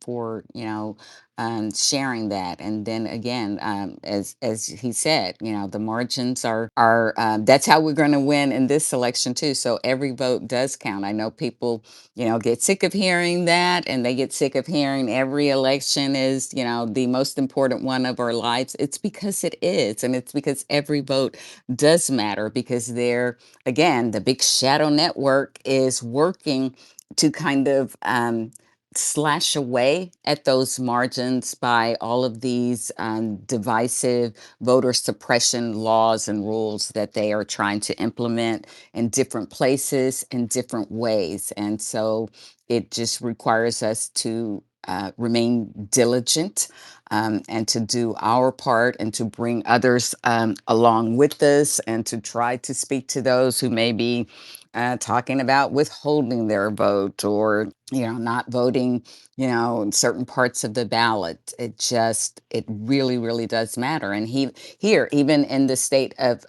Tennessee, where they have gerrymandered it beyond recognition and beyond our ability to really actually have any real democratic power. What it does is, even when people run in these hard and difficult races, it does increase the turnout for the overall, for the top of the ticket, and for overall turnout. So we need to be looking at things that we can do, and should continue doing, to increase that, as intently as they are working to find ways to suppress our votes, or to not make our votes count. Because again, at the former guy's rally last week, or over the weekend, he talked about the election. And they have this big thing around election integrity, and when they say integrity, it's not the integrity that is going to strengthen democracy. It is about retribution, and likely the us becoming basically an illiberal democracy, where yes, we vote, but it's not the voters that matter, but the people who count the vote. And this is what Viktor Orban has done, and he has been training and leading and guiding them in many ways, and this is certainly one of them. So yes, every vote does matter, and it just heartens me to know that and I think in the one of the recent elections that they had in Florida, that saw a Democrat win, that maybe she won by like one vote or something like that, a very, very small, slim margin. So it does matter. That I had a cousin who was running for a county commission seat, and because and it was a tie, and because that county has now been taken over by constitutional Republicans, they just did a very fascistic thing and decided not to allow her to have a runoff, but just declare their candidate the winner. So it does matter. It does matter. So thanks for pointing that out, Wilson. And up next, we have Jan, and then I will give Dr. Marshall an opportunity for some closing thoughts, and Near as well. And we're going to close out. Hi, thanks, Dee. Hi, Soul Hi. Sister. Yes, you are speaking my language when you're talking about corrupt elections, especially here in Florida. We know how they fired election supervisors and everything else here in Florida to discourage the vote. It's ridiculous, the things that have happened here. What I wanted to say is why Near is here, because he was asking information early. It looks like that there could be possibly a cyber attack going on, that Israel is doing, because there's significant interference with the GPS navigational systems in Syria, Lebanon, and Iraq. So hopefully it is a cyber attack and not an actual bomb attack. So that's all I wanted to say. I wanted to let Near know. Can I just answer you guys? I'm so sorry. I fall asleep. I just woke up. I apologize. I just sleep for like 4 days, and oh my goodness, I'm so sorry. But Jen, thank you so much, and Wilson, I love you, and I love everybody. I did forget to say one thing that during the attack, first of all, I want to say to our president, to Biden, thank you to the soldiers and to all the American people that support us, because I think we as Israeli people sometimes, even that I am an American and Israeli citizen, we forget to. I don't know. I posted a lot of things today in Hebrew that it is no Israel without America. And it is really what I believe. And the last thing, when I was in the shelter and it was not feeling really great, I really want to say thank you for Jane, for spending 4 or 5 hours with me on the phone on WhatsApp, and for Dee and the other Dee and everybody else that were with me in the shelter. I really, really want you to know it means a lot. I really, really love you. Thank you. Oh, we love you, Near. And I'm, like I said, I'm always looking to see if you're hosting a live or a space to try to support you and encourage you because it's not an easy situation that you are living through right now. So I am glad that we can give you a sense of comfort and support, even, from across the ocean as we are, but do know that you are always in our thoughts and our prayers. And I want you to do what you need to do to continue to maintain a peace of mind and certainly, physical safety as well. So just know that whether we see you or we're in this space or live with you, that you're definitely always in our thoughts and our prayers for what is going on there, and that you and your family and your community, the citizens of Israel, remain safe, as well as the Palestinians. Like, we want these people to be able to return to some normalcy of life, and to be able to have the basics, met of food and shelter and these things. And we know that, you care about those things. So thank you again so very much. And with that, I'm going to give Dr. Marshall an opportunity for some closing thoughts, if she would like. Good afternoon again, everyone. It's been a phenomenal space as usual, and I continue to learn. I was very happy to hear you, Mark, to give um, a little more legal analysis to what's going on in New York City right now with regard to the Orange Man's trial. And I clapped when, at some point, I'm not sure if you said he should be in jail, but that jail, if he violates the judge's orders again, is where he should be. I totally agree. If I could add my stamp to the judge's order, I would. I'm not sure that would make it happen. I would just encourage everyone to continue doing what we're doing, being aware. This is an election season, making sure that we vote, that you vote, and that we, you and I, encourage people that we know aren't voting or who may be on the fence, or worse yet, say that they aren't going to vote, not understanding or realizing that not voting is in fact a vote. And we need every vote for Biden Harris this year. That's my summation for today. Have a great afternoon, great evening, everyone, a great week. I look forward to seeing all of you next week. Thank you, Dee. Thank you, Soul Sister, for allowing me to speak and to put my 2 cents in the pot.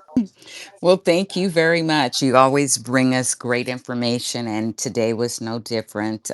So thank you for that. And I want to give Geechee an opportunity to share some closing thoughts if he would like. And he may be busy shopping.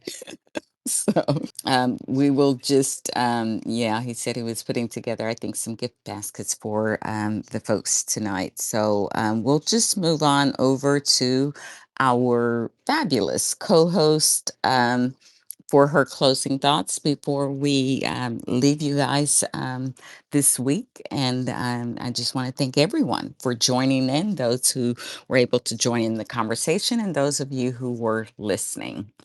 It means so much, and I hope that you were able to get some great takeaways to uplift you, to inform you, to be able to inspire you, to take it to other places and people where it can also be used. So sister, over to you. Thank you. Oh, Hang on a second. Yeah, over to you, so sister. thank you so much. I put a story up in the nest and did not take the opportunity to discuss it. It's in regards to the fact that, these abortion bans in many of the red states that we're seeing across the country is starting to take an effect on doctors. By 2030, we're going to be in a real crisis. And when I say we, I don't just mean women. I mean we, as adult citizens here, because families are important, and someone in our family will be affected by this. But by 2030, there may not be enough OBGYNs in the country left. So women will have to travel further, which, add risk to care, especially if there's an emergency or an urgency necessary for treatment. The doctors are deciding not to work as long, and that's due to burnout, because of dealing with the administrative parts of it. For the reimbursements from Medicare and Medicaid. Our healthcare system does need some reworking in regards to this. It is putting a lot of strain on some of our good doctors, our knowledgeable doctors that we need in order to have the newer doctors come in and learn from and eventually replace. So, normally doctors will work well into their 70s, and now they're starting to retire more in their 60s. But the biggest factor in regards from this article, according to this article, was the abortion law restriction. And I bring that up specifically because there is so much misunderstanding in regards to what reproductive health care means and what abortions. And I know we've talked about it before, and I know many people believe that they understand it. But just in case, for those who are not aware and those who may not understand, abortion as healthcare is not just the actual procedure of the woman choosing to abort a child. It is also for women who have miscarried. Many times it is necessary for invasive surgery for women who have miscarried to make sure that there is no embryonic tissue that is left in the uterus, because that is deadly. And there's just no other way to say it. And I'm not going to sugarcoat it for anybody. And I don't really care if people don't like how I'm saying it, because that is the truth. And it is an issue, and it's a life and death issue. But not only that, there are many women who suffer from a variety of diseases or disorders. I'm not sure how you want to term that, such as fibroids or endometriosis, and many others where cysts develop, growths develop, tumors develop in your uterus or fallopian tube, ovaries, that require immediate treatment or you will die. It is just that simple. And when you have those treatments, it is exactly the same as an abortion. When you have a miscarriage and that embryonic tissue is taken from your uterus, it is even termed on medical forms as a missed abortion. And so here we are in 2024, 6 years from now, we're going to be in a crisis where millions of women may die because they can't get to the doctor, or because the doctor is so afraid of even discussing a procedure that is life saving, let alone performing. And that is a damn shame. And this is why you see me tweet that there is a war on women. It is absolutely unforgivable. that we are even talking about this in our country right now. To go back to a law from 1864 to justify the absolute desire to just be in control of another person's body is unacceptable. And I really, at first, I think that I had some personal issues thinking, the rest of this country is not going to care about this issue as much as I. And so maybe, and this is not recently, I'm talking about when the discussion of the possible end of Roe versus Wade, when it first began, prior to it actually ending. And so I was really encouraged when I saw women come out and, take to the polls and make their voices heard and demand better. And yet we are still in the fight because many states have implemented these atrocious, ridiculous abortion bans. If you were someone that was like me, I had a pretty steady understanding of when my next period was coming. But because I suffered from endometriosis, there would be fluctuations. And let me tell you, 6 weeks is you just finding out. You're just realizing that you might. And if it was your choice to terminate that pregnancy, you don't get to do it right then. You have to make an appointment. It might take you 2 weeks. And then all of a sudden, now you're past the deadline. And if it's inviolable, or if there are other issues that are occurring in your biology that you have no control over, now you are literally in a dead zone. And it makes me sick. And I'm so angry. And I'm so angry that I even have to have this talk in this space or in any space about why women's reproductive health is absolutely essential and it is private and there should be no necessary reason why a woman has to justify her choice. If you don't like it, you don't have to do it. I do not see Planned Parenthood walking around my neighborhood, knocking on doors and dragging women out by their hair. I do not see it. It does not happen. Misty and I were talking about this earlier. There is a lot of criticism in regards to where some of these clinics were located, but they were located in some of these neighborhoods that were underserved due to the fact that they don't just deal with giving an abortion, performing an abortion. A lot of women were getting other healthcare needs met. This idea that it is wrong is simply wrong.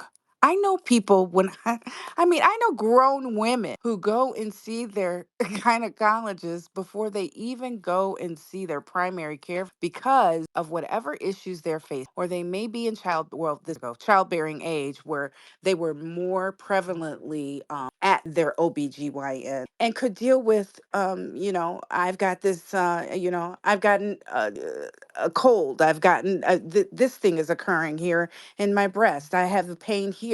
And they would get treatment and go. And these are people who this is not at a Planned Parenthood. This is just people seeking treatment. You don't understand how important it is until you're faced with a life and death issue. I had a relative of mine who we both suffer from the exact same thing. I had to have several procedures done in my lifetime, and she had to have one done in order to save her life. And if she hadn't had it, I wouldn't have my cousin here with me today. And it sickens me that if she had to be in that position today, she just might not make it tomorrow.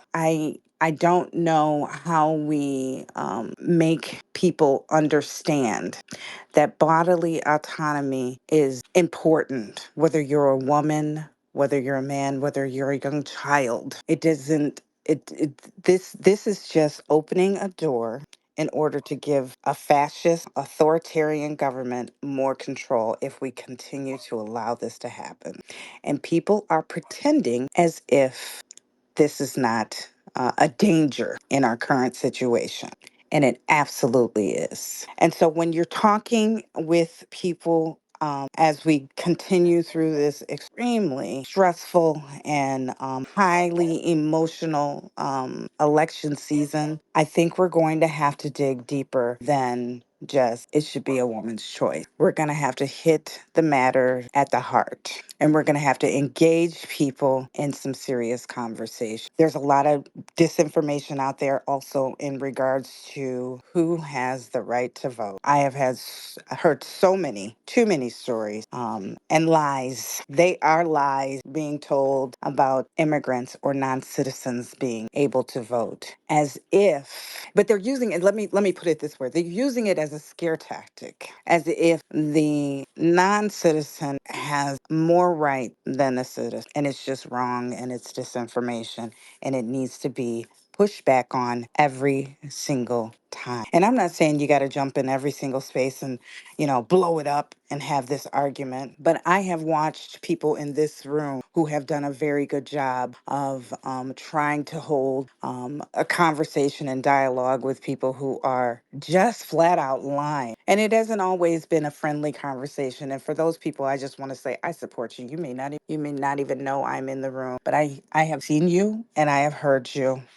And I appreciate you for standing up. Now, I don't go in every single room with my face. Sometimes I go in there anonymously, and I go in a lot of space. And I'm going to tell you why, because someone said to me that Democrats need to learn to listen more. And I feel like if I am in that space and I'm sitting anonymously, I'm not so quick to raise my hand and engage in this battle. Sometimes I am simply there to get a better understanding of where people are. It's not me being sneaky. It's me actually trying to take their damn advice and listening more. And it lets me know what we're up against.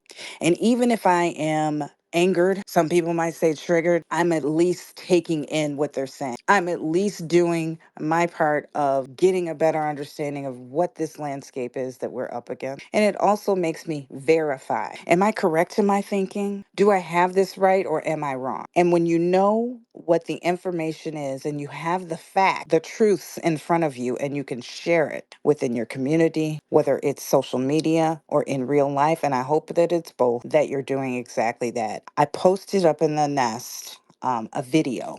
I know earlier in this discussion, we were talking about churches. Specifically, this video is about the Black churches being more proactive and having a civic service coordinator. And you know what I did? Because that's just who I am. I sent it to every single person that I knew held a leadership position in a church. Cousins, uncles. Well, I don't really have any uncles anymore, but people who I see as an uncle, just close friends, cause everyone, deacons, nephews. I sent it, and I said, "This is why I do what I do." And I hope to God that your church is doing something similar, because we have to stop sitting on the side. This is not the time. And I know people are timid or reluctant, or they don't feel like it's time to get into this fight. But if you're still thinking about it, you're almost too late. Join now so you can start getting together your battalion of truths, so that when you go out, you're armed with the fact and you can be of true service to this electorate that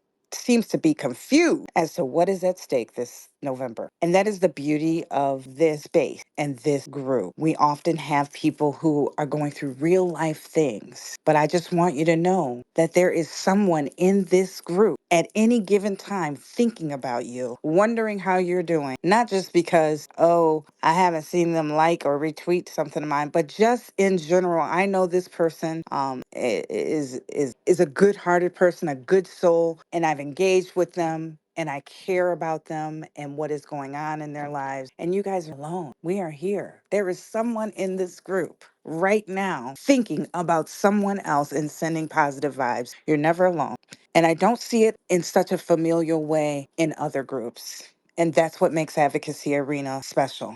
We're not an echo chamber. I don't care what anybody says. I rebuke that label, because what we do in here is not just parrot one another. We give one another tools in order to get our democracy in a better place. And if you want to call that parroting, I don't care, because I call it advocacy. And that's exactly what we do here. And so I want to thank each and every person who comes in here and starts their week off with us and makes this space great, whether they're participating or just listening or listening back, because you're the reason why we do what we do, and you're the reason why it works. And I want to thank Ms. D, as I do every week, because I'm sincere about it. I'm humbled to be in your presence. I have learned and gained so much from you. I have grown and become a better person and advocate because of you. So thank you so much, Advocacy. I love you guys. Have a Oh, great week. oh, we love you too. And Mark kept getting kicked out and he came back in. So I'm going to give him an opportunity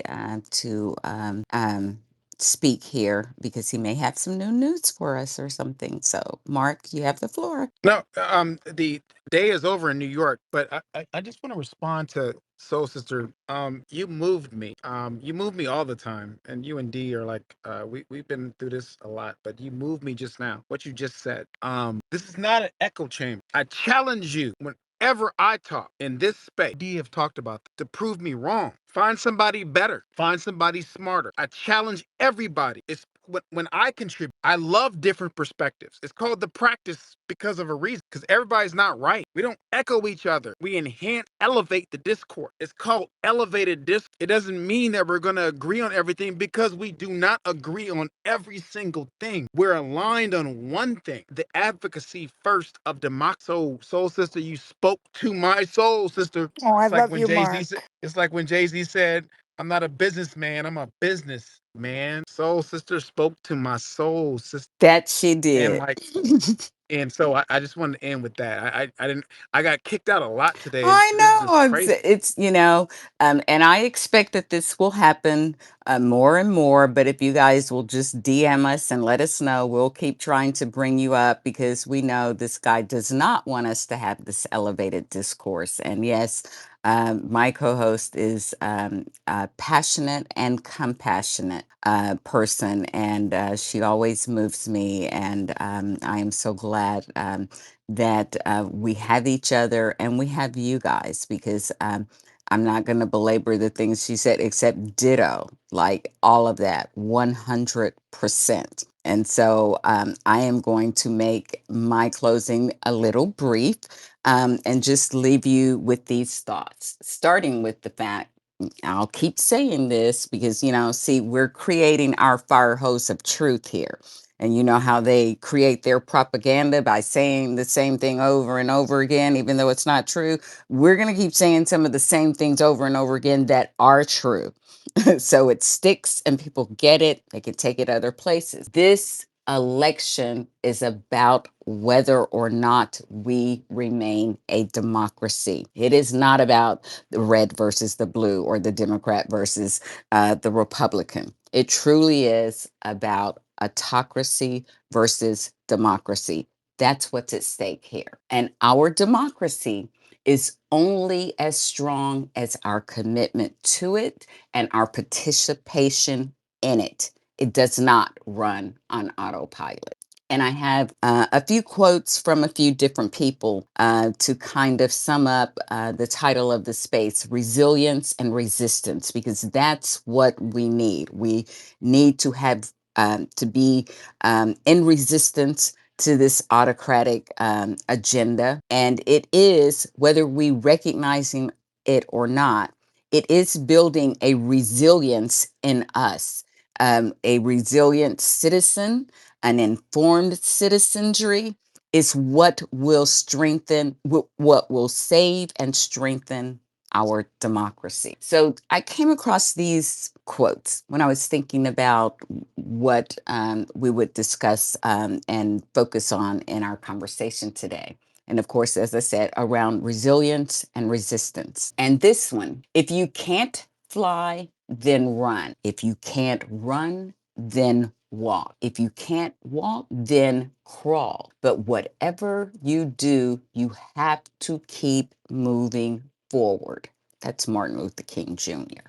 Then this one. We do not have to be heroes overnight, just a step at a time, meeting each thing that comes up, seeing it not as dreadful as it appeared, discovering we have the strength to stare it down. That's Eleanor Roosevelt. And you never know how strong you are until being strong is your only choice. Bob Marley.